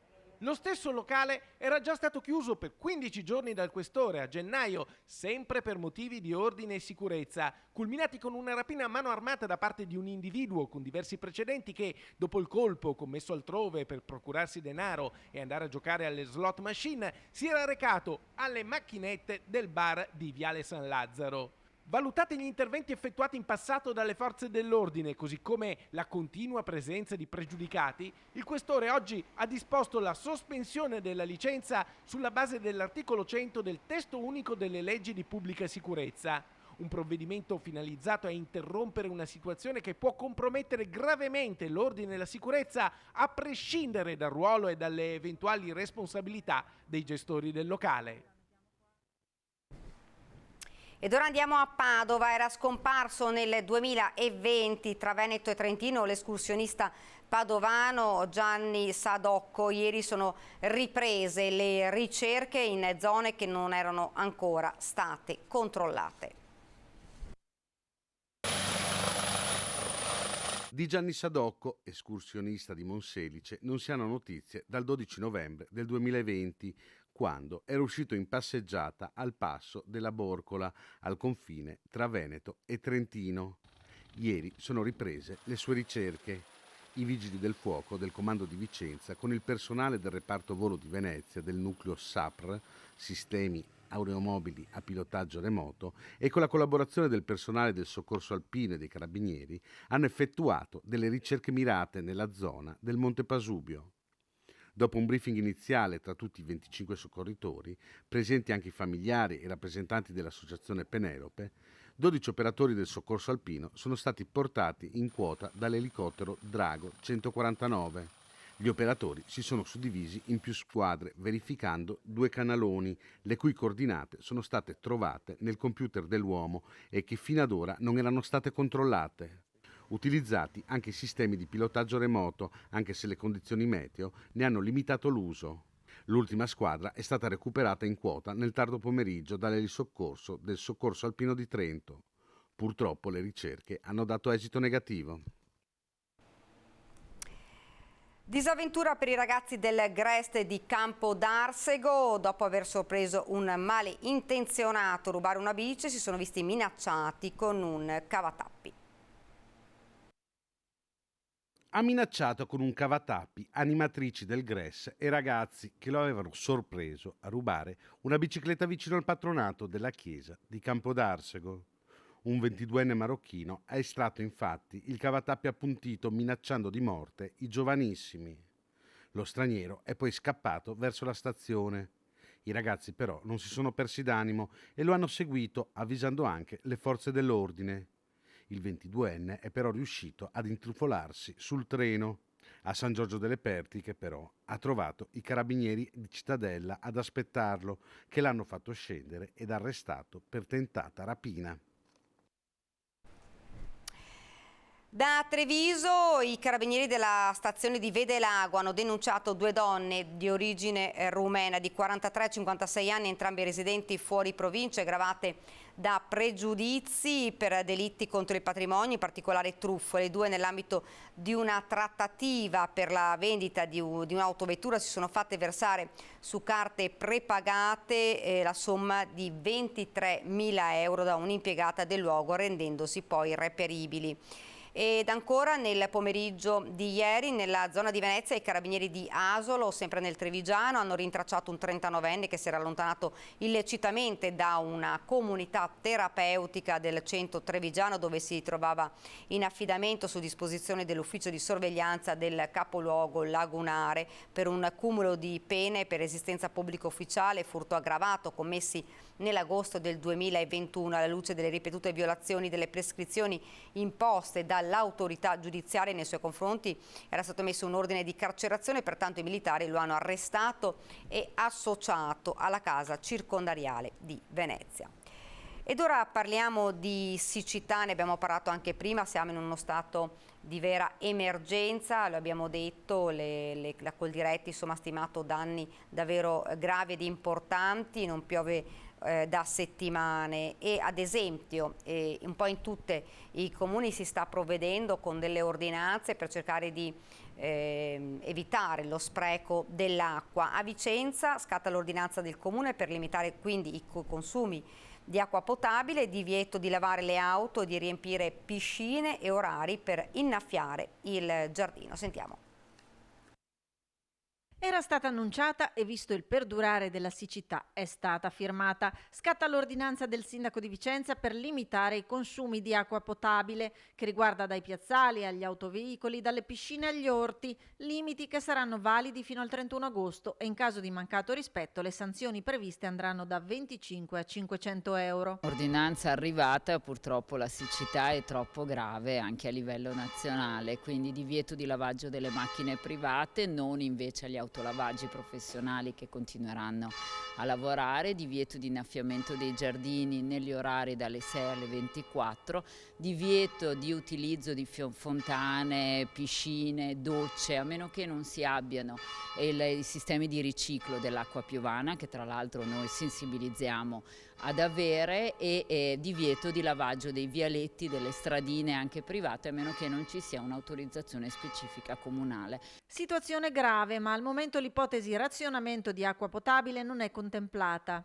Ma si pensa anche ad un razionamento dell'acqua potabile? Al momento no, devo dire, anche se purtroppo i dati che ci arrivano da Viacqua e che riguardano anche le risorgive e le fonti sono purtroppo allarmanti, ma al momento non l'abbiamo in previsione. Come già disposto dal Genio Civile, i pozzi artesiani a getto continuo a uso domestico devono essere regolati con dei dispositivi di chiusura. L'appello ai cittadini è quello di ridurre i consumi domestici di acqua ai soli usi potabili ed igienici, adottando le buone pratiche. E ancora continuiamo a parlare di emergenza siccità dal tavolo di confronto in provincia di Vicenza, pressing sulla regione, necessari interventi strutturali per salvaguardare le risorse idriche. Salvare le risorse idriche e il raccolto dei campi, salvare il pesce, ma anche il mais, intervenendo con azioni strutturali per far fronte alla carenza d'acqua che non può essere trattata come un problema emergenziale, ma con programmazione di lungo periodo. Questo quanto è emerso dal confronto convocato in provincia con i consorzi di bonifica, le associazioni degli agricoltori, il presidente bacino di Pesca B e la polizia provinciale. E questa discussione che si è aperta oggi serve per indirizzare un invito alla Regione Veneto, quindi sarà mia premura insieme con i colleghi della provincia indirizzare una lettera a Bottacin e a Caner in qualità di assessore all'ambiente e all'agricoltura per un incontro qui specifico in provincia di Vicenza. Dato una tendenza all'aumento delle temperature e una riduzione della piovosità come è accertata, è necessario istituire una regia che preveda delle soluzioni nel medio e lungo periodo, senza dimenticarsi che oggi viviamo un momento estremo. Incontro che nasce per un duplice motivo. Uno, fornire le linee guida vista la situazione vissuta dai sindaci di Brendola e Sarego, che sono stati costretti ad emettere un'ordinanza di divieto di prelievo dell'acqua irrigua di un corso d'acqua a conseguenza della moria di pesci. 2, conciliare questa necessità con il mondo agricolo. In questo caso a margine dell'ordinanza, perché stiamo cercando di fare in modo che questa ordinanza rientri, ci stiamo organizzando sul territorio anche con l'aiuto dei privati che ci hanno messo a disposizione dei pozzi ulteriori per riportare l'acqua all'interno del corso d'acqua e attraverso la tornizione concordata con le associazioni di categoria che rappresentano gli agricoltori del territorio, stiamo cercando di riportare l'utilizzo dell'irrigazione. Ed ora andiamo a Padova sempre per parlare di siccità, vediamo qual è la situazione dei canali. C'è sempre meno acqua. A Padova il livello del Bacchiglione e dei canali scende continuamente, siamo ormai in piena emergenza. E poi i detriti nei canali interni bloccano la poca acqua rimasta che non riesce a raggiungere il tronco principale. Sotto il Ponte dei Cavai, al Bassanello ad esempio, la cooperativa Piovego cerca di liberare l'area per far scorrere l'acqua in collaborazione con il Genio Civile, competente per la gestione delle acque. Tenete conto che gli interni sono praticamente prosciugati, quindi la situazione è grave. Ovviamente è grave dal punto di vista generale perché non sta piovendo, la soglia continua ad abbassarsi intorno ai 10 cm al giorno. Sono tanti. Che sono tanti, quindi si tratta di una situazione emergenziale e stiamo interloquendo con il Genio Civile che appunto ha la competenza su questo tema e che è qui anche oggi in sopralluogo per capire come intervenire. In attesa della nuova giunta, l'assessore Gallani può fare solo ordinaria amministrazione, ma il monitoraggio è costante, il momento troppo delicato e poi anche gli alberi rischiano di morire per la siccità. La situazione è dettata sia dalla siccità perdurante da mesi e sia dal grande caldo di queste ormai settimane che si stanno accumulando. In sofferenza è tutto il patrimonio arboreo. Da un mese sono iniziate le irrigazioni e la sostituzione degli alberi morti. Per questo è importante piantare molti alberi e aumentare il patrimonio della città, tenendo conto proprio del fatto che in questi giorni di emergenza c'è il rischio di perdere quelli più deboli. Continuiamo sempre con la cronaca. Ieri alle 18:40 l'elicottero del SUEM di Pieve di Cadore è decollato in direzione Malga-Framont, nelle cui vicinanze era precipitato un pilota di parapendio. Una volta atterrati l'equipe medica e il tecnico di Eli Soccorso hanno prestato le prime soccorse ad un 37enne di Taibona, Gordino, nel Bellunese, a seguito del possibile politrauma riportato. Imbarellato l'uomo è stato caricato a bordo e trasportato all'ospedale di Belluno, non sarebbe in pericolo di vita. E ieri invece vertice in prefettura Vicenza per definire le modalità del Bomba Day ad Altavilla Vicentina dopo il ritrovamento della bomba al fosforo nel cantiere della TAV. La data è ancora da fissare, ma è stato stabilito il raggio di sicurezza di 444 metri che comporterà l'evacuazione di circa 1 migliaio di persone da Altavilla a Sovizzo. Vertice in prefettura per stabilire le procedure per il disinnesco della bomba al fosforo della Seconda Guerra Mondiale che lunedì nel cantiere della TAV si è incendiata provocando un'alta colonna di fumo e ha richiesto l'intervento degli artificieri che l'hanno resa inerte. Le operazioni saranno abbastanza complesse e comporteranno un raggio di sicurezza di 444 metri dal punto zero e quindi necessità di intervenire su tanti aspetti. Su quello della popolazione, per cui abbiamo quasi 1 migliaio di persone interessate, sulle aziende, perché ci sono almeno una ventina di aziende, alcune anche a ciclo continuo, e sulla viabilità, perché ci sono interessati la statale, la ferrovia e 2 strade provinciali e poi non so, bisognerà studiare anche una viabilità particolare, visto che che ci sarà un problema per il ponte via Battaglia. Abbiamo una piccola zona in cui il raggio sono concentrate alcune abitazioni, abbiamo anche la farmacia coinvolta e dobbiamo vedere anche il numero di persone che potranno essere o dovranno essere evacuate, tenendo conto anche poi nell'incontro dei sottoservizi che ci potrebbero essere per valutare se gli stessi potrebbero anche causare delle situazioni a rischio. Al vertice c'erano anche i rappresentanti di ARPA, VULS, Carabinieri, Polizia, Esercito, Vigili del Fuoco, soggetti interessati a vario titolo dalle procedure per il disinnesco, la cui data non è stata ancora decisa, operazione resa ancor più complessa per la tipologia dell'ordigno al fosforo. Ed ora siamo alla politica, è davvero iniziato il conto alla rovescia, siamo il rush finale verso i ballottaggi, si vota domenica dalle 7 alle 23 a Verona, Jesolo, Feltre e Thiene, ed Antena 3 seguirà in diretta gli attesissimi risultati con una puntata speciale di Ring. Elezioni ultimo atto perché al puzzle mancano tasselli importanti, Verona, Jesolo, Feltre, Thiene. Domenica sera la sfida dei ballottaggi è tutta su Antena 3. Dalle 21:15 la maratona in diretta con una puntata speciale di Ring per seguire istante dopo istante le 4 piazze al voto. I collegamenti in diretta con gli inviati sul campo, gli ospiti in studio per i commenti con il vice direttore Ferdinando Avarino, dall'attesa per la chiusura delle urne allo spoglio che deciderà le sorti della guida nei comuni, con i risultati in tempo reale. Occhi puntati sul capoluogo scaligero, il cui esito potrebbe cambiare equilibri e scenari futuri non solo in Veneto. E poi la battaglia nella regina del litorale veneziano, le sfide di Feltre e quella di Thiene.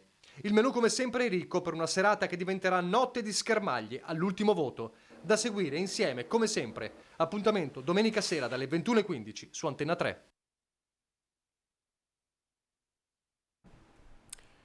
Ed ora torniamo a parlare di siccità e sentiamo le parole del presidente della regione del Friuli Venezia Giulia, Massimiliano Fedriga, che ha parlato appunto dello stato di emergenza e della situazione. Vediamo dunque, sentiamo le parole e poi magari le commentiamo insieme all'assessore regionale Federico Caner. La parte ambientale, pensiamo sullo sghiaiamento dei bacini, le difficoltà che ci sono. Pensiamo sulla creazione di nuove infrastrutture e le difficoltà che ci sono. Quindi noi chiediamo ovviamente una progettualità a lungo periodo con le risorse necessarie e un serio intervento normativo di semplificazione. Noi ci stiamo confrontando con sia la protezione civile, abbiamo iniziato oggi, ma faremo anche un confronto col governo. Ovviamente ci sono due fattori di intervento.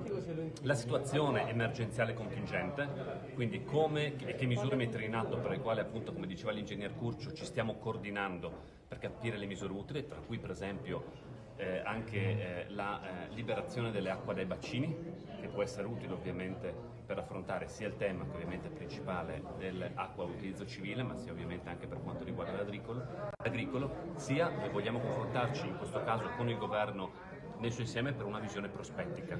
Cosa significa? Noi abbiamo necessità di interventi perché da qui ai prossimi anni ci aspettiamo di trovarci spesso purtroppo in situazioni come queste e quindi creare le infrastrutture necessarie alla gestione coordinata e soprattutto continuativa della possibile carenza d'acqua, quindi l'infrastrutturazione con bacini e con tutta ovviamente la parte necessaria infrastrutturale per portare l'acqua.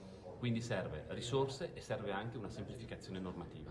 Io penso oltretutto che dentro il PNRR, soprattutto i grandi bacini, sia impossibile rispetto alle tempistiche che sono dentro il PNRR. Quindi dobbiamo differenziare. Alcune regioni, tra cui anche il Friuli Venezia Giulia, metteranno già le risorse per i piccoli bacini, soprattutto legati al mondo agricolo ovviamente, per mettere a disposizione. Per i grandi interventi serve più tempo, quindi io penso serviranno piani pluriennali.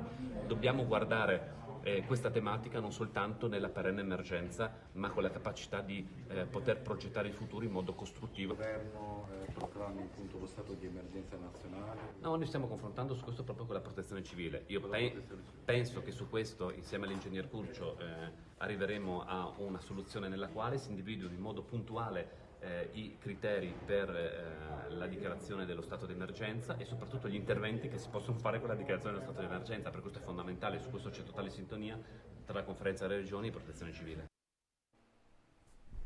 Dunque avete sentito le parole del Presidente della Regione, noi lo vedo già sullo schermo, l'assessore regionale Federico Caner, buongiorno. Buongiorno a lei e a tutti i telespettatori. Insomma, il tema di oggi, la siccità, non piove davvero da tanto, situazione di vera emergenza. Abbiamo sentito anche le parole del presidente del Friuli, ci diceva fra l'altro, insomma, si va verso lo stato di emergenza e Coldiretti che dice i danni all'agricoltura sono davvero tantissimi e importanti. Sì, i danni all'agricoltura sono molti e quindi noi all'ingegner Curcio della Protezione Civile abbiamo chiesto anche questo, cioè di mettere in moto un sistema che ci permetta di ristorare, diciamo, i nostri agricoltori per i danni che abbiamo già subito in Veneto e in Italia in particolare. Però il tema, come diceva giustamente il presidente Fedriga, è quello di cercare di razionalizzare meglio questa risorsa fondamentale che è l'acqua da subito per quella che abbiamo ancora a disposizione, ma non possiamo più permetterci di perdere altro tempo per quanto riguarda quegli interventi infrastrutturali che ormai sono necessari. Purtroppo, come sempre in questo paese, bisogna arrivare all'emergenza per poi poter mettere in atto quelle misure che ci serviranno da oggi in poi per accumulare l'acqua nei momenti in cui questa c'è. Sappiamo tutti che abbiamo passato dei periodi in passato addirittura di inondazioni, perché purtroppo ormai il clima è cambiato e quindi abbiamo situazioni dove l'acqua c'è, ma arriva in un lasso di tempo anche breve, con precipitazioni che sono anche abbondanti e che rischiano di creare anche inondazioni. In quei momenti va presa, va immagazzinata e poi utilizzata in un altro momento. Ecco che il tema degli invasi, dei bacini, chiamiamoli come volete, non è più rinviabile. Ecco, interventi che come tempistiche, vista insomma la situazione che si protrae poi insomma di anno in anno, appunto come diceva lei, o grandi bombe d'acqua oppure siccità che mette in ginocchio l'agricoltura. Sì, per intervenire su questo noi abbiamo la necessità, noi abbiamo stimato che in Veneto ci saranno circa 450 milioni di euro di intervento. Se poi pensiamo che la nostra regione possa valere circa un 10% a livello nazionale, stiamo parlando di interventi da quasi 5 miliardi di euro. Mi rendo conto essere tanti soldi, tante risorse, ma questo è un tema che non è più prescindibile.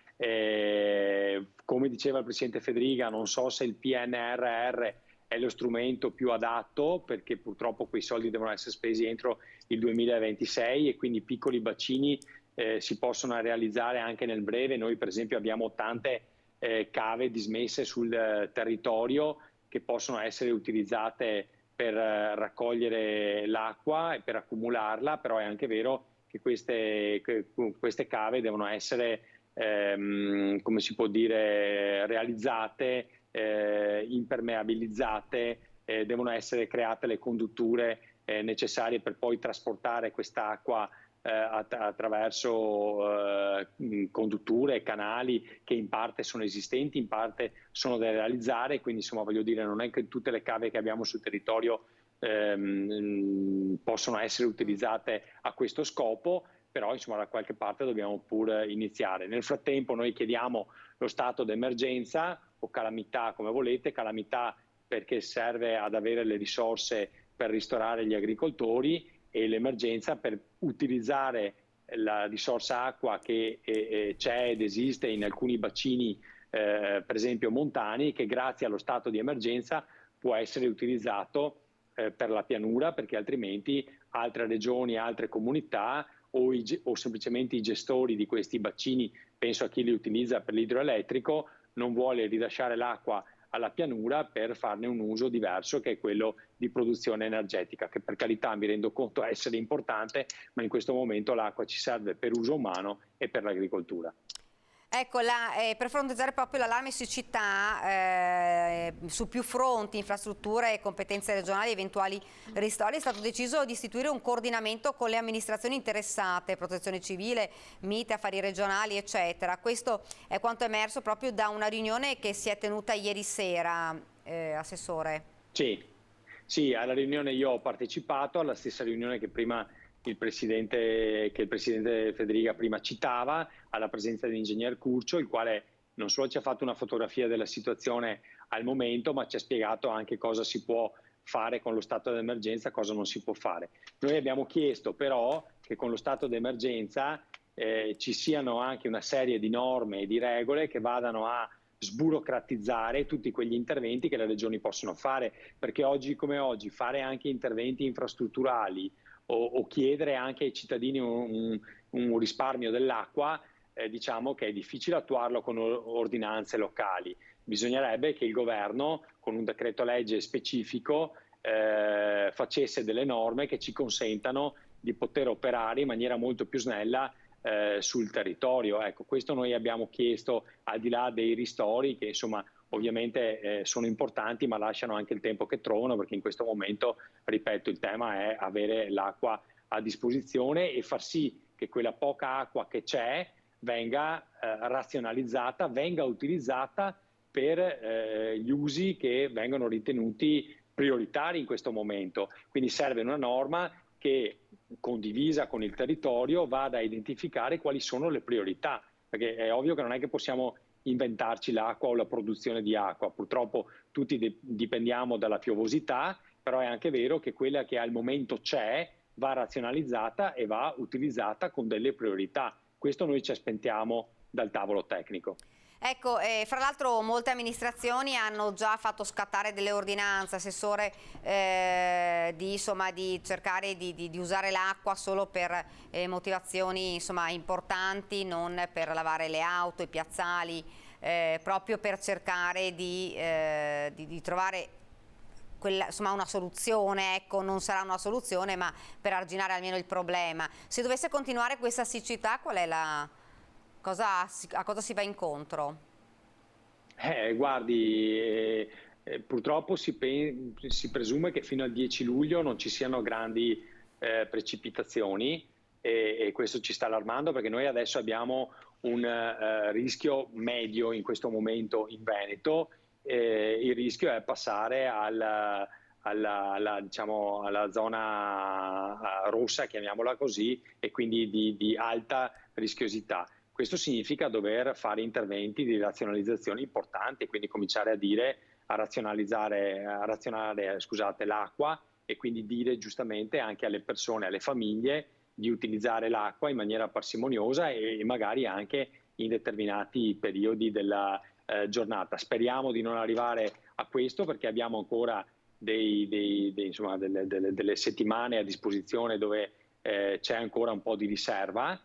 Dopodiché la legge prevede che la priorità spetta all'uso umano, quindi per gli usi civici, quindi per bere innanzitutto e poi per le altre esigenze degli uomini, delle famiglie. Dopodiché c'è il comparto zootecnico, quindi agricolo, ma in particolare zootecnico, perché abbiamo anche degli animali da abbeverare, e poi l'uso agricolo. Solo in terza posizione arrivano altri utilizzi, come può essere quello energetico, anche se capiamo essere importante.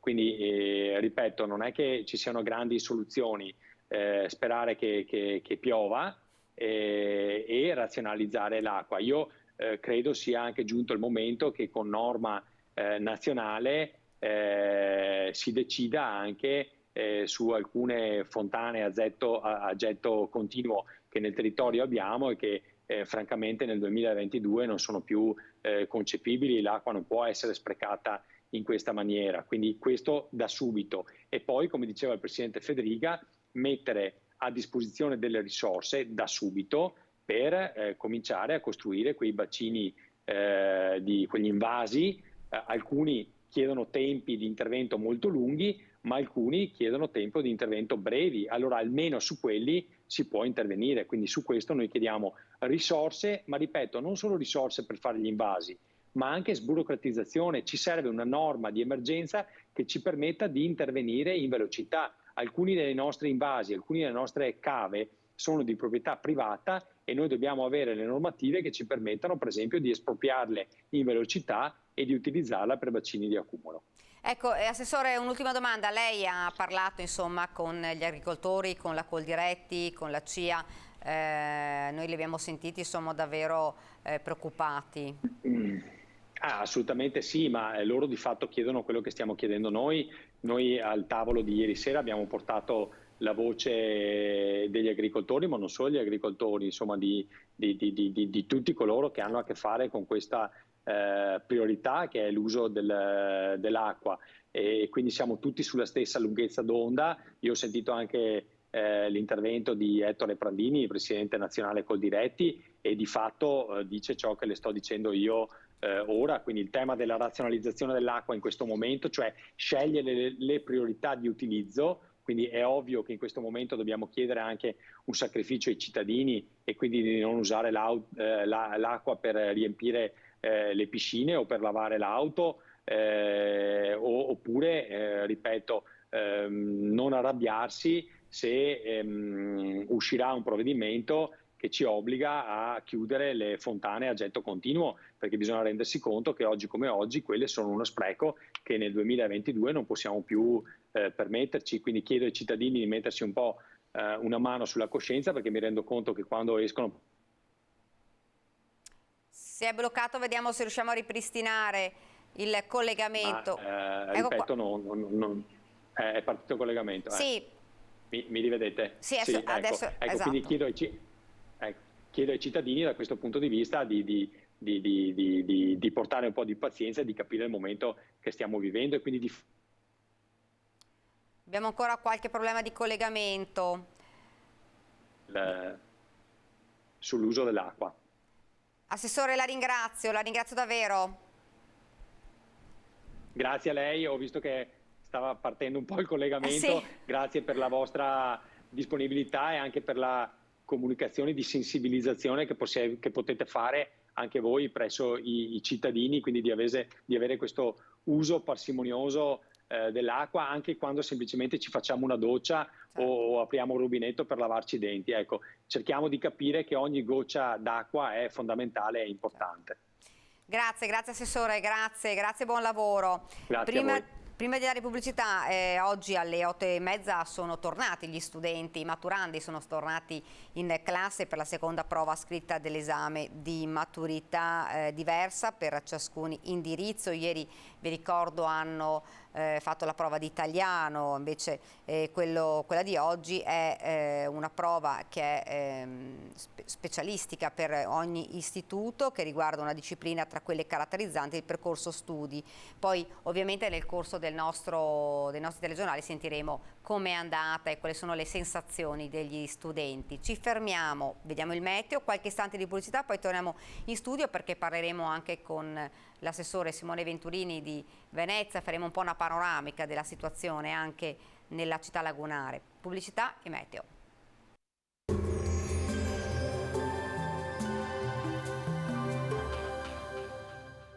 Cooperativa Agricola Volpago. Da noi trovi la carne fresca di prima qualità, genuina e salutare per il tuo benessere. Ci trovi a Volpago del Montello, Pieve del Grappa e Tre Baseleghe.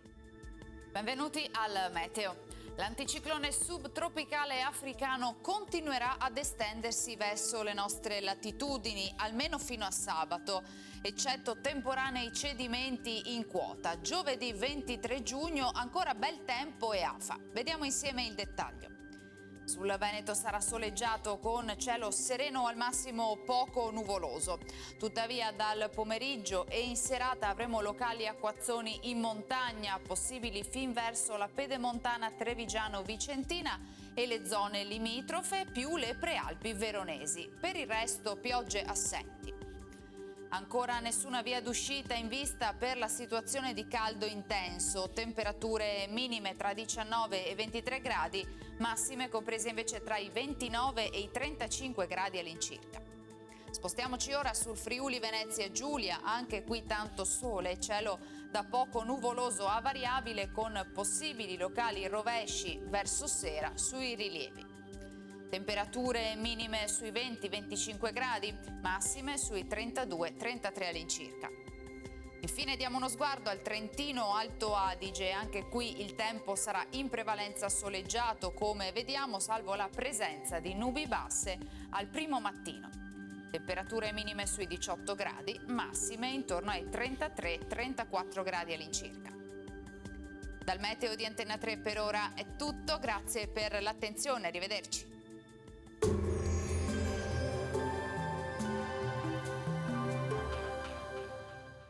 Cooperativa Agricola Volpago. Da noi trovi la carne fresca di prima qualità, genuina e salutare per il tuo benessere. Ci trovi a Volpago del Montello, Pieve del Grappa e Tre Baseleghe.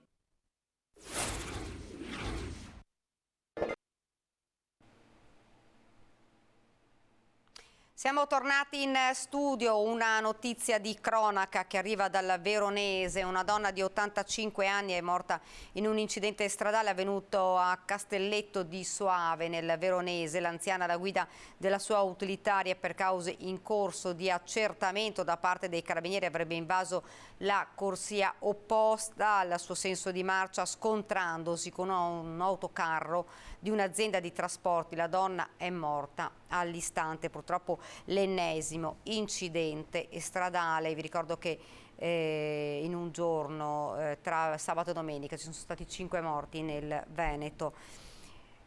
Ed ora invece, non so se lo vedo sullo schermo collegato, Simone Venturini. Lo vedo, Simone Venturini, assessore ai servizi sociali del Comune di Venezia. Buongiorno. Buongiorno a voi. Prima di iniziare, che poi ho qualche domanda anche da farle, volevo vedere il servizio, così lo commentiamo, per quanto riguarda le affittanze turistiche a Venezia e vietarle. È la proposta del docente universitario di diritto pubblico e costituzionale Maurizio Malo. La regolamentazione del turismo fa discutere dalla CGIL all'Associazione Albergatori. Si tratta a questo punto di negare totalmente la possibilità di locare turisticamente a Venezia. Ci sono già molti alberghi, anche troppi forse. Una norma per la salvaguardia di Venezia che blocca le affittanze turistiche in città. Quella di Maurizio Malo, professore di diritto pubblico costituzionale all'Università di Padova, è tra le voci più nette che si stanno levando nel dibattito oramai aperto anche a livello nazionale, dall'audizione del prefetto Zappalorto alla Camera dei Deputati, sulle dimensioni oramai insostenibili del turismo di massa da un lato e sullo spopolamento di Venezia dall'altro. È una tesi radicale, mi rendo conto, ma questa è una tesi che potrebbe reggere al fine di salvaguardare il valore fondamentale del bene culturale, del bene storico che è Venezia, potrebbe reggere anche a livello europeo e anche a livello internazionale generale, penso alla tutela UNESCO. Una norma che invece autorizzasse in parte le locazioni turistiche, secondo Malo, potrebbe essere suscettibile di illegittimità. Certo è che Venezia, sostiene la Filcams CGIL, si trova in una situazione di turismo insostenibile che deve tornare sostenibile. Una sostenibilità sociale che deve portare alla convivenza tra il turista e anche il cittadino che ci abita in questa città, e anche una sostenibilità per quanto riguarda il lavoro. Le soluzioni che sono state proposte secondo noi non sono tanto percorribili, cioè riproporre tornelli che hanno creato già difficoltà in passato è come mettere un accesso chiuso su Venezia che riduce un po' tutto a come se Venezia fosse un parco di divertimenti. A favore di una regolamentazione anche l'Associazione Veneziana Albergatori, che rivendica un ruolo attivo nel turismo di qualità. Quelli che sono i nostri ospiti, e per noi riguarda tutto il comune di Venezia, quindi anche Mestre, la terraferma, sono circa il 30% di quelli che sono gli ospiti che frequentano la città e sono quelli che lasciano il 70% dell'utile alla città, perché quindi sono quello che è il turismo pregiato. Dobbiamo lavorare su quello che sono gli escursionisti.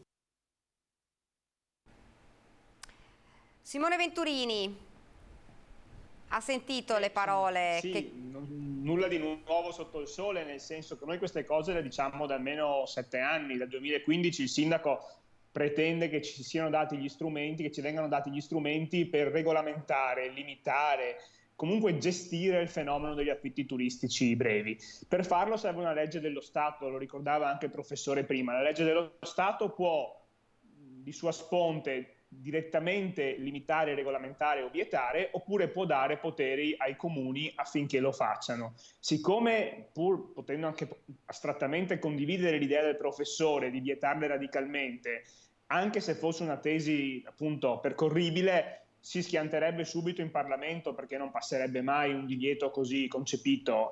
Quello che può essere fatto, se il Parlamento non si vuole assumere la responsabilità di un blocco in tutta la penisola, potrebbe dare questo strumento, questa facoltà ai comuni, che sono quelli a maggior pressione turistica, perché quello che va bene a Varese e potrebbe andare bene in un comune normale non va sempre bene in un comune come Firenze o come Venezia, e quindi si torna sempre al tema della specificità e dell'importanza di avere degli strumenti che consentano ai sindaci di un comune di regolamentare gli affitti turistici, ma ad esempio anche incidere maggiormente sul tema del commercio. Dopo le liberalizzazioni fatte da Bersani ormai tanti anni fa, il commercio è completamente deregolamentato, non ci sono più le licenze, non ci sono più i piani territoriali del commercio, non c'è più la possibilità di decidere chi apre cosa e dove.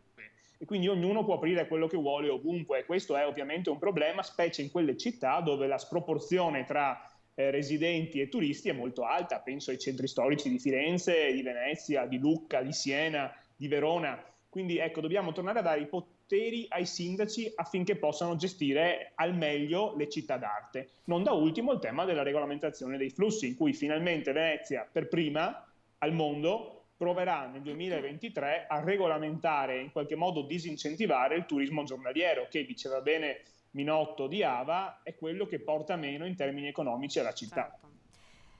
Un'altra questione di cui abbiamo parlato nel corso dei nostri telegiornali è quella della situazione del quartiere Pertini a Mestre, con la protesta dei cittadini per l'ennesima occupazione. La domanda un po' che si fanno i cittadini, ma non solo, è come mai questi appartamenti, questi alloggi, io parlo di quelli ovviamente di competenza del comune, non sono stati dati in affitto. Dobbiamo distinguere tra gli appartamenti restaurati e pronti all'assegnazione. Sì, parliamo di quelli ristrutturati, ovviamente pronti. I quali sono pochissimi e solo per il tempo necessario per assegnare le chiavi. Noi da quando ci siamo insediati stiamo lavorando per fare parallelamente i restauri con i bandi. Prima si facevano i restauri, restavano chiuse le case e poi dopo 2 anni arrivava il bando e quindi assegnavi le case dopo 2 anni e lasciandole vuote per 2 anni. Oggi stiamo lavorando da un po' di tempo andando in parallelo, quindi nel momento in cui finisce il cantiere nella casa, di fatto le chiavi transitano dalla ditta passando per l'azienda che verifica la correttezza del cantiere e poi le assegniamo già all'inquilino all'esito del bando. Questo schema ha funzionato bene negli ultimi 2 bandi del centro storico e sarà lo schema che terremo anche per i prossimi bandi. Il tema più generale riguarda gli appartamenti che sono vuoti da restaurare, perché molto spesso, avendo anche una popolazione molto anziana che vive in questi appartamenti, vengono lasciati appunto a morte dell'anziana, ma essendo appunto da molti anni occupati dallo stesso nucleo, richiedono molti interventi di messa a norma e di adeguamento, oppure in alcuni casi ci vengono consegnati in condizioni veramente pietose e quindi il comune deve metterci parecchie migliaia di euro, decine di migliaia di euro per sistemare anche il solo appartamento, con i tempi di un cantiere che sapete essere particolarmente difficile oggi. Lo schema però su cui stiamo lavorando è appunto quello di investire moltissimo nella residenza, recuperare il prima possibile questi alloggi, avendo già però in mente a fine cantiere l'assegnatario che ci deve entrare, così evitiamo al massimo i tempi morti. Dall'altra parte, per le occupazioni storiche, quelle che sono avvenute insomma negli ultimi decenni, con gli occupanti che sono ancora dentro, qualcuno dovrebbe porsi la domanda a livello di norma nazionale e del sistema giudiziario nazionale, perché è intollerabile che persone che occupano abusivamente le case, non essendo nemmeno residenti, l'ultimo caso è appunto questo di una tunisina residente a Caserta che viene a occupare a Venezia. Quindi non si può neanche dire il comune non si prende carico dei suoi residenti se una tunisina con residenza a Caserta occupa una casa in comune di Venezia. Servirebbero poi le norme per fare in modo che appena occupi la casa ti prendo per la collottola e ti sbatto fuori e magari vai anche a farti un giro in tribunale perché non si può occupare le case di tutti. Ecco, Assessore, però solo una domanda. Sentendo un po' i cittadini si dicevano che questi appartamenti che sono ristrutturati, io parlo, ripeto, di quelli di competenza del comune, sono liberi già da tempo, cioè non sono mai stati dati in affitto. Se sono assegnabili vengono dati in affitto. Il fatto che un cittadino pensi che l'appartamento sia a posto non significa che l'impianto è a norma, non significa che non siano da fare ancora altri lavori, quindi probabilmente l'appartamento da fuori sembra anche a posto, poi se andiamo a vedere le carte non è assegnabile perché mancano tutta una serie di impianti o di requisiti a norma, perché il comune può assegnare case solo perfettamente a norma ovviamente. Dopodiché ovviamente sempre di più, e su questo si può fare anche un miglioramento, insomma io sono assessore alla casa da 1 anno e qualche mese e è evidente che ci sono ampli margini di miglioramento. Quello che però va detto è che rispetto al passato questa amministrazione investe molti più soldi e sta restaurando molte più case. Non basterebbero mai, visto il periodo storico che stiamo vivendo, che è veramente drammatico sotto il profilo economico e sociale. Ecco, Assessore, lei parlava anche appunto del caro vita, un caro vita che ormai lo sappiamo, l'abbiamo detto ormai tantissimo, è sempre più alto, e qual è l'impegno del Comune in questo? Il Comune di Venezia già lo scorso anno, anche durante il Covid, il Comune di Venezia ha erogato un'ampia platea di aiuti economici, ha tolto tutta una serie di tasse agli esercizi commerciali, agli artigiani e ha sostenuto per come ha potuto le famiglie in difficoltà a causa del Covid. Oggi, dopo il Covid, ci siamo svegliati purtroppo con un mondo sull'orlo della guerra, anzi in guerra, e con un grande impatto sul tema del costo della vita, perché l'inflazione è ritornata, ci mancava insomma da 20 anni questa parola, e col costo della vita in aumento. Per questo il Comune ha stanziato già nel precedente bilancio 4 milioni di euro per il prossimo biennio, tutti legati ai contributi e al sostegno alle famiglie in difficoltà. E nell'ultima variazione che è in approvazione in questi giorni, sarà approvata i primi di luglio, ha stanziato un ulteriore $1,5 milioni in più di soldi aggiuntivi che andremo ad erogare tramite bando per i costi appunto energetici e delle bollette, che sappiamo essere un tema molto molto sentito oggi in questa fase storica.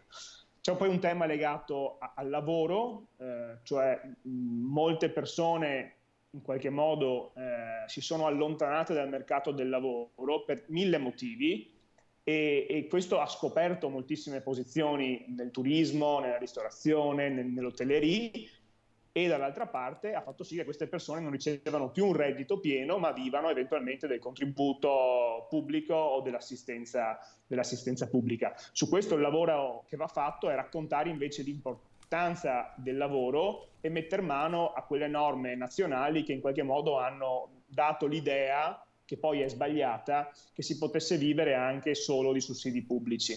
Da questo punto di vista il Comune di Venezia è tra i primi comuni che ha in qualche modo coinvolto i percettori del reddito di cittadinanza in attività di pubblica utilità, e quindi oggi sono presenti gli uffici anagrafe a fare attività di orientamento dell'utenza, sono presenti nei parchi per fare attività di manutenzione, che sono quelle cose che la legge dichiarava ma che erano difficili da mettere in campo. Ecco, il Comune ci ha voluto scommettere e l'ha messo in moto.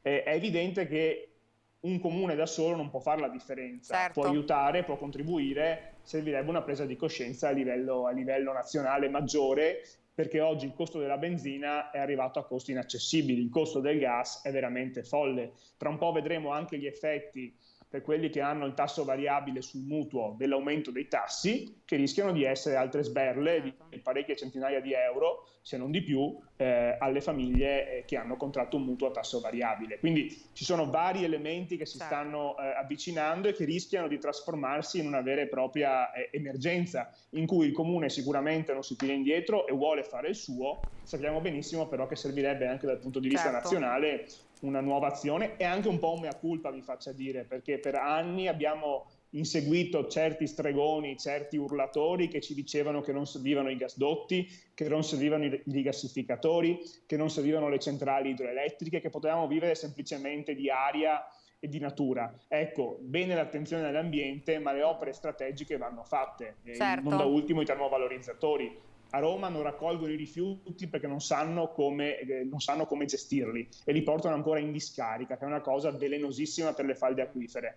A Venezia c'è un termovalorizzatore che funziona, che non inquina, che converte in energia il rifiuto che viene appunto termovalorizzato, e ancora a Venezia abbiamo comitati del no, appoggiati da certa parte della sinistra massimalista, che ancora ci raccontano che queste cose non servono, un po' come ci raccontavano 3 mesi fa che non servivano i rigassificatori, o appunto 2 anni fa che non serviva l'oleodotto o il gasdotto o la TAP in Puglia.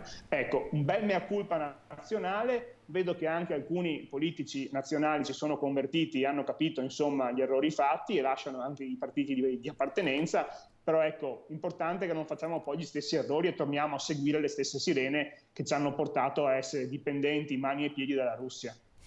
Assessore, la ringrazio, grazie davvero. Grazie a voi. Grazie per essere stato con noi, grazie. Noi ci spostiamo dalla laguna in montagna, l'ho fatto attendere il sindaco Andrea De Bernardin, il sindaco di Rocca di Pietore, buongiorno. Buongiorno a tutti gli ascoltatori e a voi. Intanto siamo sindaco... agli antipodi della regione. Esatto, esattamente. Sindaco, intanto com'è la situazione dopo l'ondata di maltempo di ieri? Abbiamo visto insomma una bomba d'acqua, raffiche di vento, un po' in tutta la zona del Bellunese. Lì da voi com'è andata? Allora, per questa volta devo dire che siamo stati fortunati come comune di Rocca Pietore, nel senso che ci ha sfiorato, solo che tutti questi eventi che continuano a susseguirsi con una rapidità sempre maggiore mettono indubbiamente ansia, soprattutto dopo aver visto quello che può fare un evento estremo come è stata la tempesta Vaia del 2018. A quella sono susseguiti però degli altri momenti che noi chiamiamo bombe d'acqua, molto più localizzate e che mettono, ripeto, ansia in tutti i cittadini, ma soprattutto in quelli che sono in municipio e soprattutto nel sindaco, vi posso garantire. Sindaco, fra l'altro so che ha qualche novità riguardo ai lavori dei serraj di Sottoguda. Ma io ho sempre detto che alla tempesta Vaia è susseguito tutto un movimento di arrivo dei fondi, gestione dei fondi, appalti, incarichi e lavori che sono iniziati. Sono davvero tanti sul comune di Rocca. Ieri ho avuto conferma da dei turisti che sono passati 4 anni fa e sono tornati quest'anno e mi dicono davvero avete fatto dei grandi lavori. La gente del posto vorrebbe magari tutto di più, fatto meglio, fatto prima e possibilmente ieri. Sappiamo che in Italia non è così semplice gestire gli appalti pubblici, abbiamo una realtà secondo me che è la Regione Veneto, che si distingue in maniera positiva nei confronti di tante altre regioni che in passato hanno avuto eventi atmosferici e calamità naturali ancora più grossi della nostra, per l'amor di Dio, dove però tutto è fermo da 20 anni. Qui molto si è fatto, molto si sta facendo e molto si farà. Ecco, e per quanto riguarda appunto i serraj di Sottoguda, diceva? Quello è uno dei cantieri più, credo uno dei grandi cantieri che ci sono in Veneto, non solo per la cifra di 11 milioni di euro, perché ce ne saranno di quelli sicuramente più grandi, ma perlomeno come importanza del sito. Abbiamo 2 grossi cantieri sul comune di Rocca, uno è il lago di Alle, che sappiamo che metà è Rocca Pietore, 10 milioni circa di euro lì, e 11 milioni sui serraj di Sottoguda, che è questa gola molto molto particolare. Io credo sia uno dei siti belli della montagna veneta e delle nostre Alpi. Una gola, un canyon di 2 chilometri con pareti alte 100 metri, ci si passava sotto tranquillamente anche con un trenino turistico. Dopo Vaia non è più possibile. Ieri martedì abbiamo però fatto un sopralluogo con il Consiglio Comunale e devo dire che abbiamo potuto toccare con mano i lavori che si stanno facendo, che si sono fatti. C'è ancora tanto da fare, io mi auguro che quella data di fine 2023, quindi dicembre 2023, sia credibile, e se non abbiamo altri eventi atmosferici e non solo che continuano a disturbare, io credo ce la faremo.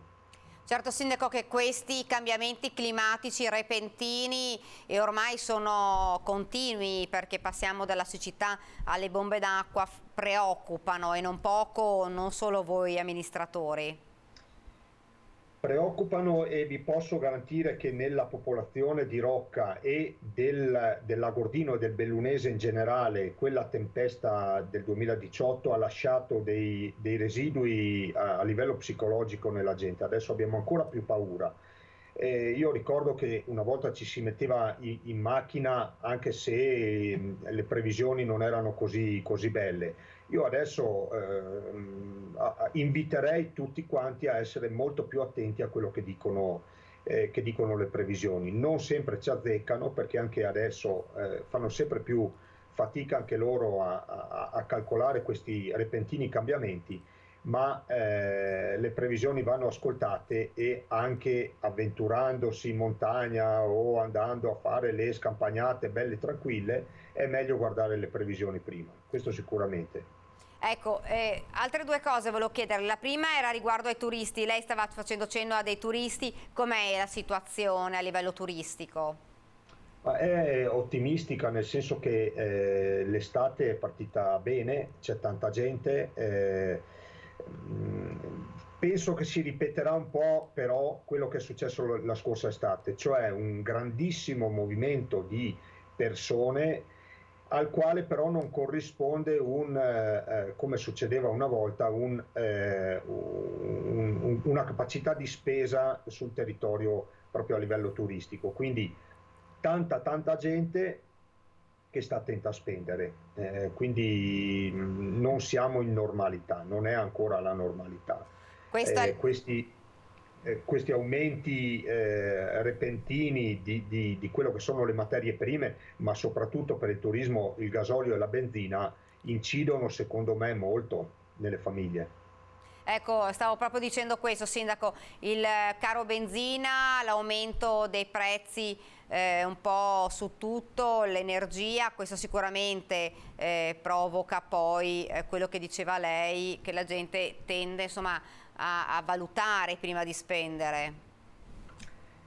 Beh, pensiamo anche solo alle spese familiari domestiche, le bollette aumentano e chiaramente diminuisce lo spazio di azione poi per tutte quelle cose superflue che una volta facevamo con grande tranquillità.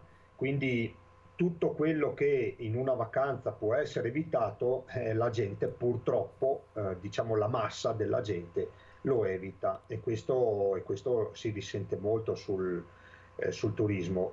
Però in ogni caso diciamo che è meglio un'estate 2022 che si preannuncia positiva anche con queste liberalizzazioni che ci sono state riguardo al Covid, speriamo che si possano continuare a mantenere, rispetto a tipo un'estate 2020 dove la realtà era molto peggio, insomma.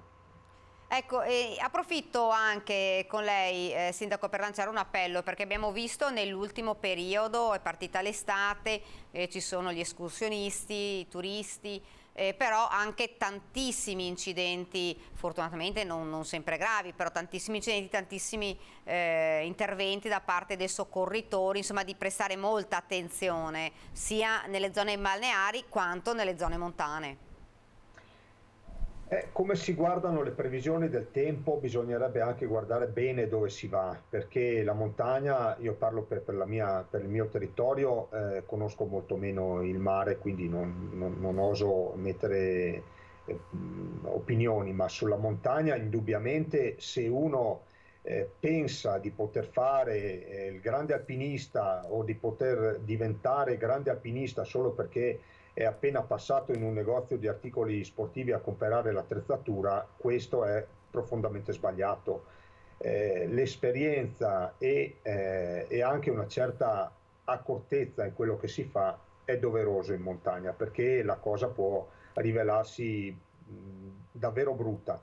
Ci sono tutti i santissimi giorni interventi del soccorso alpino, dell'elicottero, che vanno a prendere gente che o si perde o si arrampica sulle pareti e non è capace di scendere, o si avventura sulle vie ferrate e poi scopre che è più difficile di quello che si pensava.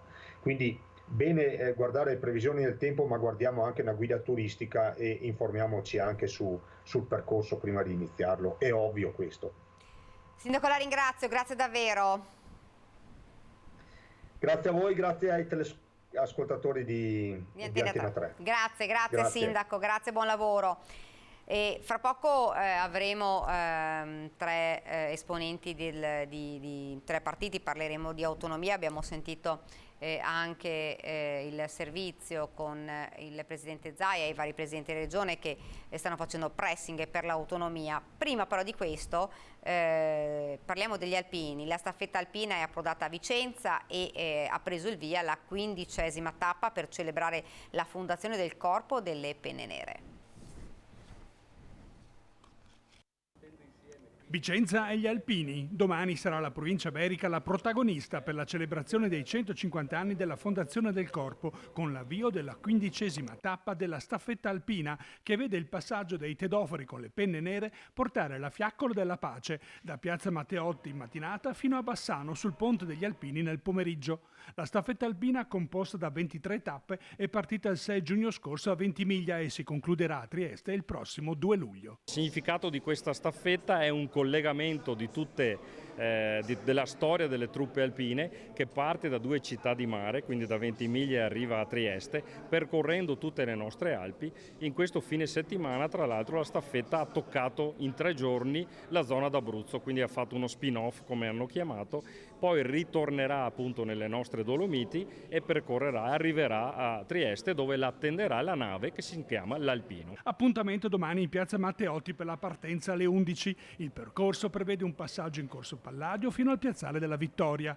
Previsto l'arrivo della staffetta a Bassano, che alle 16 sarà proclamata ufficialmente la prima città dedicata agli alpini. Invitiamo tutti i cittadini di Vicenza a partecipare e a fare festa a questa staffetta con la loro presenza e con il passaggio appunto verso Corso Palladio e l'arrivo in piazzale della Vittoria. Vi invitiamo tutti a essere presenti.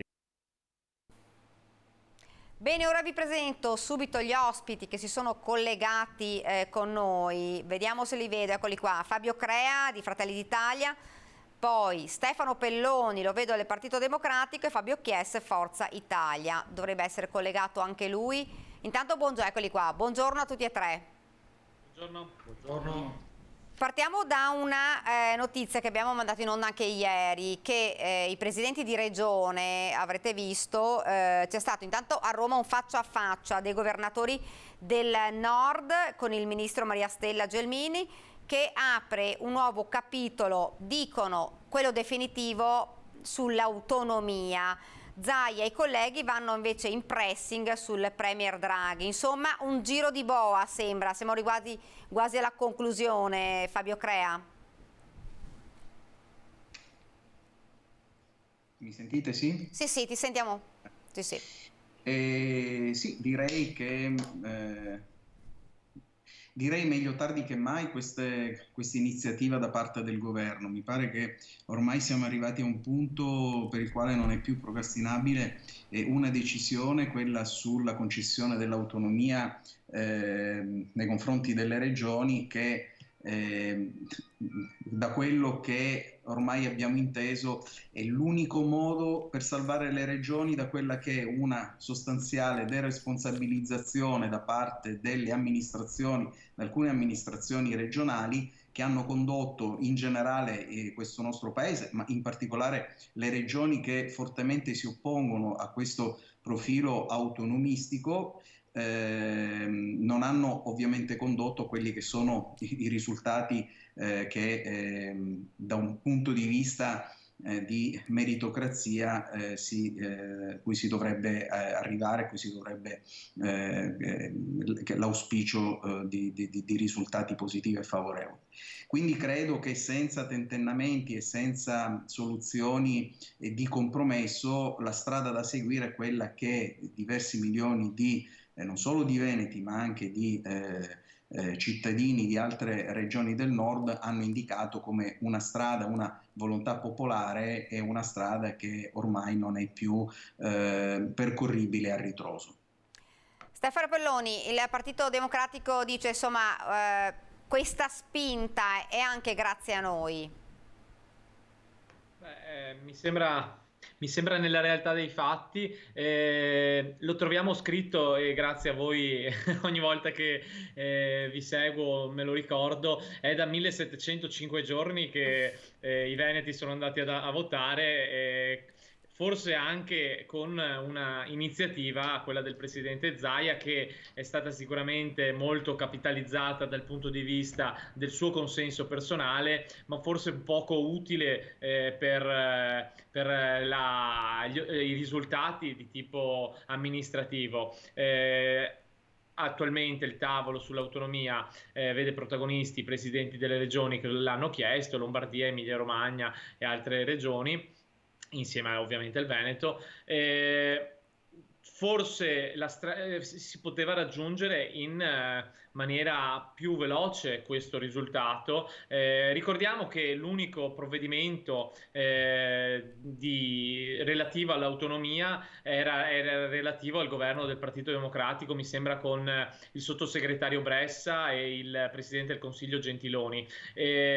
Dopo da allora la Lega è andata al governo, Salvini è diventato ministro degli interni, ci sono stati il governo Conte 1, Conte 2, ma nessun atto in materia. E quindi diciamo così, ad oggi arriviamo a discutere di cose un po' più concrete. Il Partito Democratico Veneto nel frattempo, qualche settimana fa, ha presentato una sua proposta di legge che è stata anche depositata alla Camera e che può essere la base di un confronto appunto con il Ministero.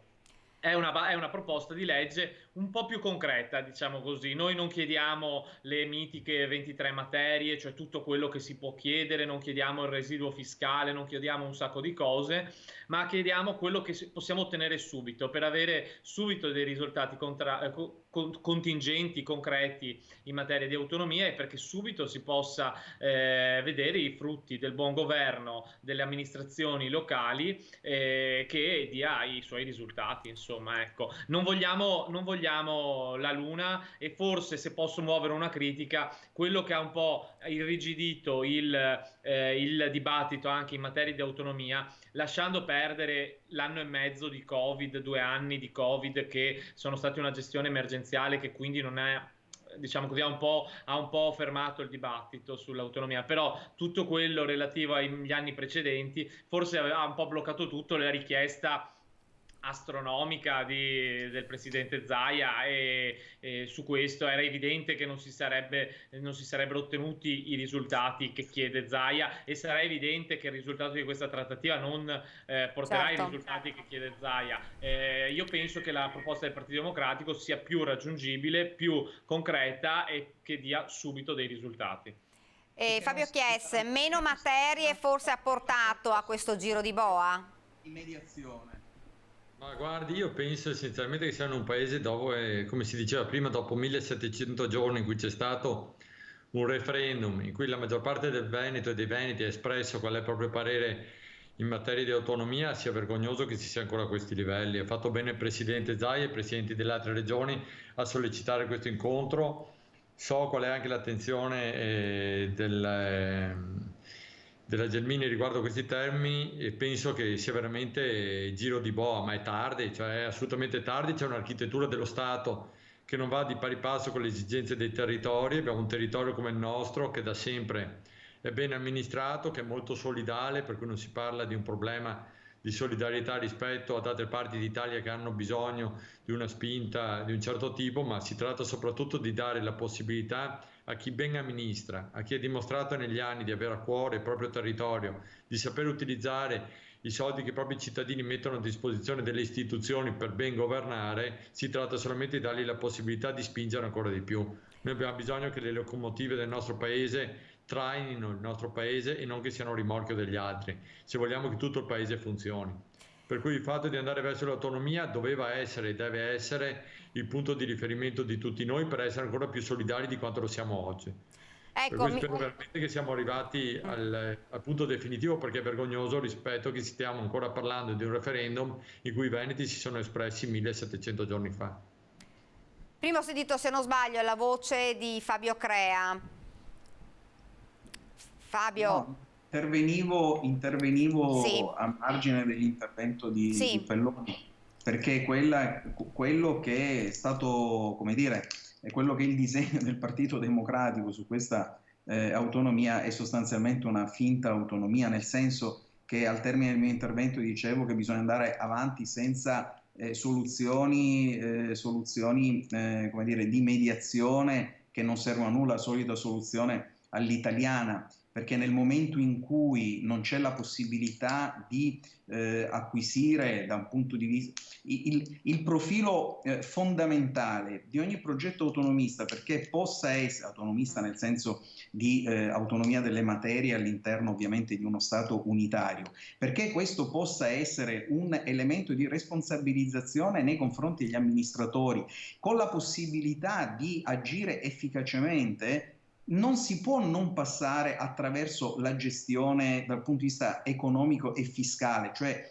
dell'introito fiscale e della capacità di spesa, perché diversamente sarebbe una finta autonomia, non ci sarebbe la possibilità da parte delle amministrazioni regionali di poter mettere in piedi quelle che sono le proprie politiche responsabilizzandosi davanti agli elettori. La possibilità di agire solo su determinate materie in mancanza, diciamo così, dei cordoni della borsa è quella soluzione che ci ricondurrà a riparlare per decenni di un'autonomia che non vedremo mai.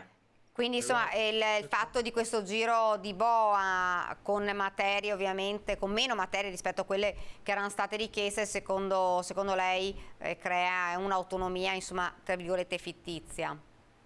Assolutamente, mascherata. Stefano Pelloni. Allora, provo a fare un ragionamento pratico e poi uno anche di termini più estesi, più ampi. Il primo, nella proposta di Zaia, proprio faccio solo un esempio di autonomia, c'è anche l'autonomia in materia di politiche energetiche. Allora, il tema che ci è a tutti molto caro di questi tempi, e uso la parola caro con una duplice valenza, ci fa pensare anche al fatto che, ma che Italia immaginiamo con 21 politiche energetiche e andiamo tutti e 21 a discutere i termini cioè io penso che su alcune cose la proposta del presidente Zaia fosse un pochino diciamo molto interessante dal punto di vista dell'ideale da trasmettere agli elettori, ma forse un po' di difficile attuazione, insomma. E poi una questione in termini appunto più ideali. Io sono un riformista, mi hanno insegnato che ci sono due tipi di modi di agire nella politica. Ci sono i riformisti e ci sono i massimalisti. I riformisti sono quelli che vogliono ottenere dei risultati in maniera progressiva, riformando pezzo a pezzo, un poco alla volta. I massimalisti sono quelli che vogliono tutto subito e il cambiamento immediatamente. Ecco, io ho sempre vissuto anche il mio attivismo politico pensando che i massimalisti non sono quelli che ottengono i risultati, mentre i riformisti sono quelli che li ottengono, e che poi dopo alla lunga, passo alla volta, si riesce a riformare il sistema un pochino alla volta e si ottengono molti più risultati dei massimalisti. Ecco, certo, io penso che Zaia e tutta la Lega in materia di autonomia si sia comportato in maniera un po' massimalista. Vogliono tutto, se lo ottengono bene, intanto sono 1700 giorni che non hanno ottenuto nulla. Ecco, prima di andare in pubblicità vorrei sentire l'opinione di Fabio Chies. Qui parliamo di massimalisti, riformisti, sono 1700 giorni che non si ottiene niente in nessun modo. Io penso che a un certo punto in questo paese qua, è inutile continuare a parlare, o le cose si fanno o non si fanno, perché continuiamo con i bizantinismi quando alla fine abbiamo un paese ingessato completamente, in cui la parte produttiva, che sarebbe quella che potrebbe guidare il paese, che chiede solamente di avere la possibilità di guidare il paese, in questo momento non riesce a farlo perché è vincolata dai vincoli dei lacciuoli appartenenti a un altro secolo. Quello che dico io sostanzialmente è solo questo, che qui dobbiamo assolutamente agire. Ha ragione Fabio Crea su una cosa, è come se a un sindaco, e noi siamo abituati ad operare sul territorio, dicessero fai le scelte ma non hai bilancio a disposizione. Qui i soldi bisogna averli a disposizione per fare le scelte chiare e precise. Nessuno ha detto di togliere determinate prerogative allo Stato, perché tutti pensiamo che l'Italia sia uno Stato che deve essere però federato, in cui ogni regione possa gestire il proprio bilancio da alcune materie in maniera chiara, precisa, ma soprattutto con i vincoli di bilancio a propria disposizione, altrimenti stiamo parlando di nulla. A noi non serve un'autonomia mascherata perché non serve a niente, o ci si dà l'autonomia in modo che si possa governare il nostro territorio, o altrimenti è inutile neanche che ne parliamo, perché continuare a parlare di massimi sistemi quando alla fine la gente fa fatica ad arrivare a fine mese e noi non riusciamo a dare alle nostre imprese gli strumenti per i quali sarebbero in grado benissimo di governare, siamo veramente allo sbando in un paese che non riesce a capire quali sono i problemi effettivi. Fabio Crea. Sì, metto insieme i due concetti di Stefano Pelloni per replicare in questo senso. Mi riferisco solo alla parte energetica, visto che l'ha introdotta lui e devo dire che è un tema caldo, oltre che caro, giustamente. Allora, se il riformismo è quello che abbiamo visto da Monti in poi, cioè dal 2011 in poi, quando ha praticamente quasi costantemente governato il Partito Democratico, se il riformismo in Italia è questo, che da 11 anni ancora di riforme vere e serie non ne abbiamo visto, e allora preferisco essere un massimalista. Questa è la prima considerazione. E mi aggancio subito al profilo energetico, perché da 11 anni, dal punto di vista energetico, in Italia non è stato fatto nulla. Ma ritorno, con riferimento proprio all'esempio di Stefano Pelloni sull'energia, a un esempio di quello che può essere un aspetto autonomistico di ciascuna regione relativamente all'autonomia energetica. Supponiamo che nella regione Veneto, come è possibile, come sappiamo, c'è la possibilità di costruire, di far lavorare dei rigassificatori che sono essenziali per determinate politiche energetiche, una delle politiche energetiche. La domanda è: per quale ragione, se l'amministrazione regionale Veneto intende gestire in via alternativa dal punto di vista energetico con delle risorse proprie, utilizzando il gettito fiscale che proviene dalla propria regione per dare una maggiore non solo indipendenza energetica ma anche una virtuosità economica alla propria regione, per quale ragione questo non è possibile solo perché dallo Stato centrale governi arlecchini non si mettono d'accordo nel costruire nell'ambito di quel riformismo che va con il passo di lumaca e che condiziona tutte anche quelle che sono le necessità non soltanto del popolo veneto in generale, dei cittadini veneti, ma delle imprese venete. Perché le esigenze che abbiamo in Veneto, come ben sa Stefano Pelloni, della necessità di far lavorare le nostre imprese è qualcosa che è meno importante in altre regioni, come per esempio la Calabria, regione dalla quale io ormai manco da 35 anni, ma che mi ha dato i natali, dove evidentemente il profilo energetico è meno sentito, perché non ci sono quel numero di imprese che hanno la necessità di lavorare. Noi oggi siamo in una situazione in cui le imprese sono costrette a chiudere perché con la speculazione che proviene dalla guerra in Ucraina noi siamo in presenza di bollette elettriche che crescono in maniera a dismisura non soltanto per le famiglie ma anche per le imprese, e il nostro tessuto economico e sociale è fatto da imprese e quindi la necessità che noi abbiamo in Veneto è diversa da quella delle altre regioni. Questo è un esempio molto plastico di quella che è la necessità e la virtuosità di uno spirito e un disegno autonomistico. Ecco, io mi fermo per qualche istante di pubblicità e poi torniamo proprio su questo. Volevo anche sentire Stefano Pelloni proprio su questa questione. Pubblicità.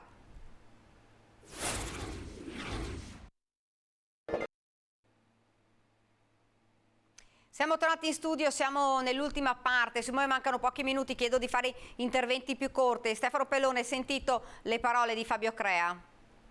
Sì, Sarò telegrafico. Io penso che la chiave, sempre sul tema energetico, è emblematico quello che ha detto. Per carità, può essere l'autonomia la panacea di tutti i mali, le nostre imprese, questo, quell'altro. Dopodiché penso che stiamo vendendo ai cittadini veneti qualcosa che non è. Cosa facciamo? Il Veneto ha la forza di gestirsi le partite energetiche che oggi dovrebbero essere risolte in chiave europea, con un ragionamento non a quello che serve al Veneto o quello che serve alla Calabria, ma a quello che serve con in un'Europa, sono ragionamenti più ampi. Non possiamo diventare iperlocalisti e lavorare solo su di noi, se no il sistema paese crolla, ma è evidente questo, insomma. Quindi io dico autonomia, bene, facciamolo subito, diamo la possibilità ai nostri sindaci, ai nostri amministratori di amministrare le risorse come meglio credono, però facciamolo in maniera concreta, ecco, non perdiamoci in bizantinismi chiedendo l'impossibile. Ultima cosa, a me va bene l'autonomia, però, e lo dico da amministratore e consigliere comunale, ma penso che anche il sindaco Chies possa essere d'accordo, essendo un sindaco.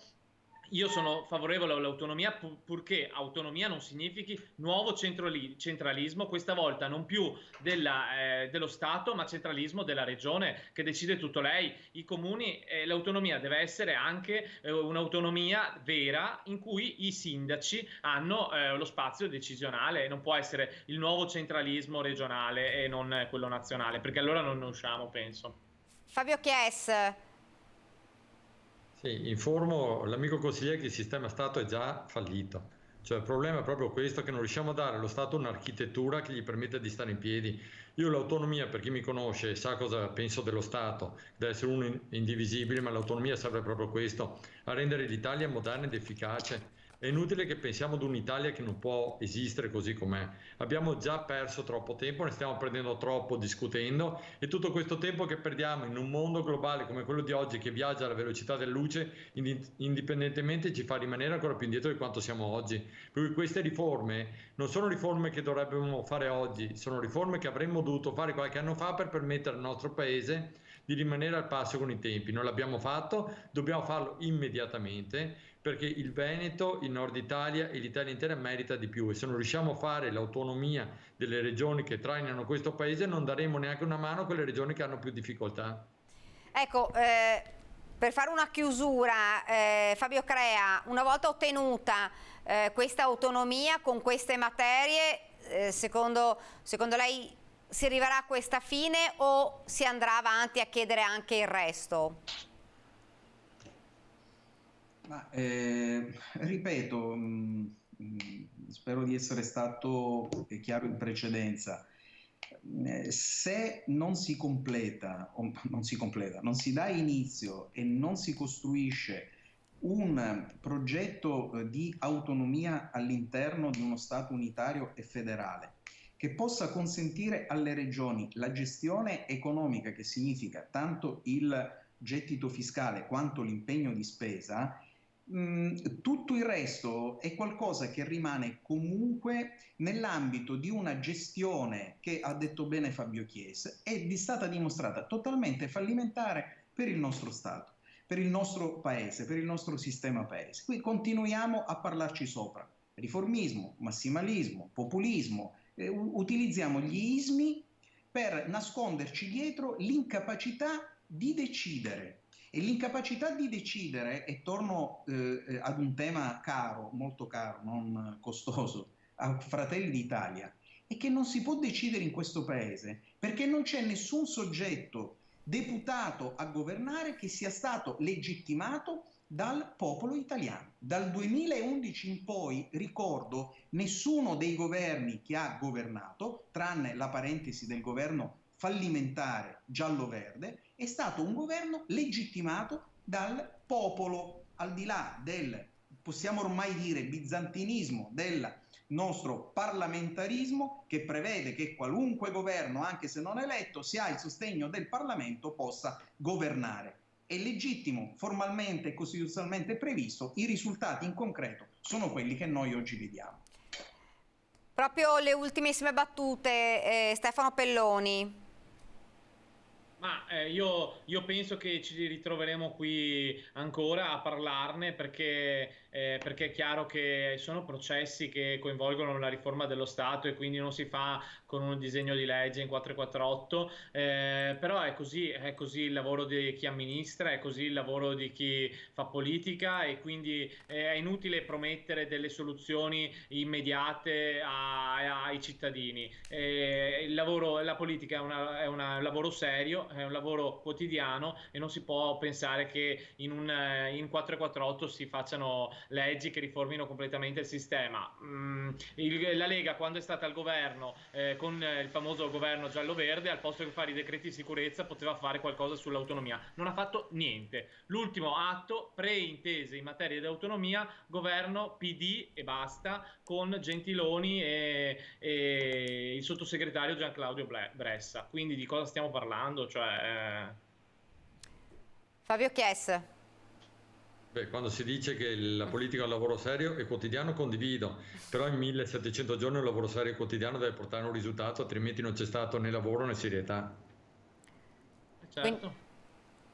E questo mi sembra che accomuni tutti e tre. Non ha fatto niente, Ma guarda, io non sto a guardare chi ha fatto e chi non ha fatto, io penso che un paese serio, indipendentemente da chi governa, deve portare i risultati.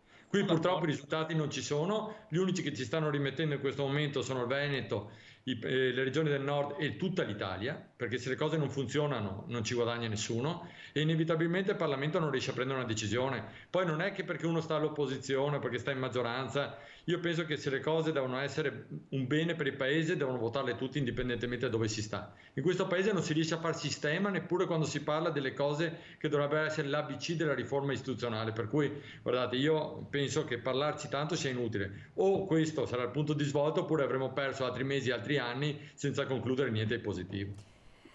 Io ringrazio, siamo arrivati al termine, ringrazio Fabio Crea, Stefano Pelloni e Fabio Chies per essere stati con noi. Speriamo davvero di poterne parlare e di arrivare ad davvero al punto di svolta, anche se, come dice Fabio Crea, il suo punto di vista non è un'autonomia questa. Grazie davvero per essere stati con noi e grazie anche ai telespettatori per averci seguito. Grazie e arrivederci.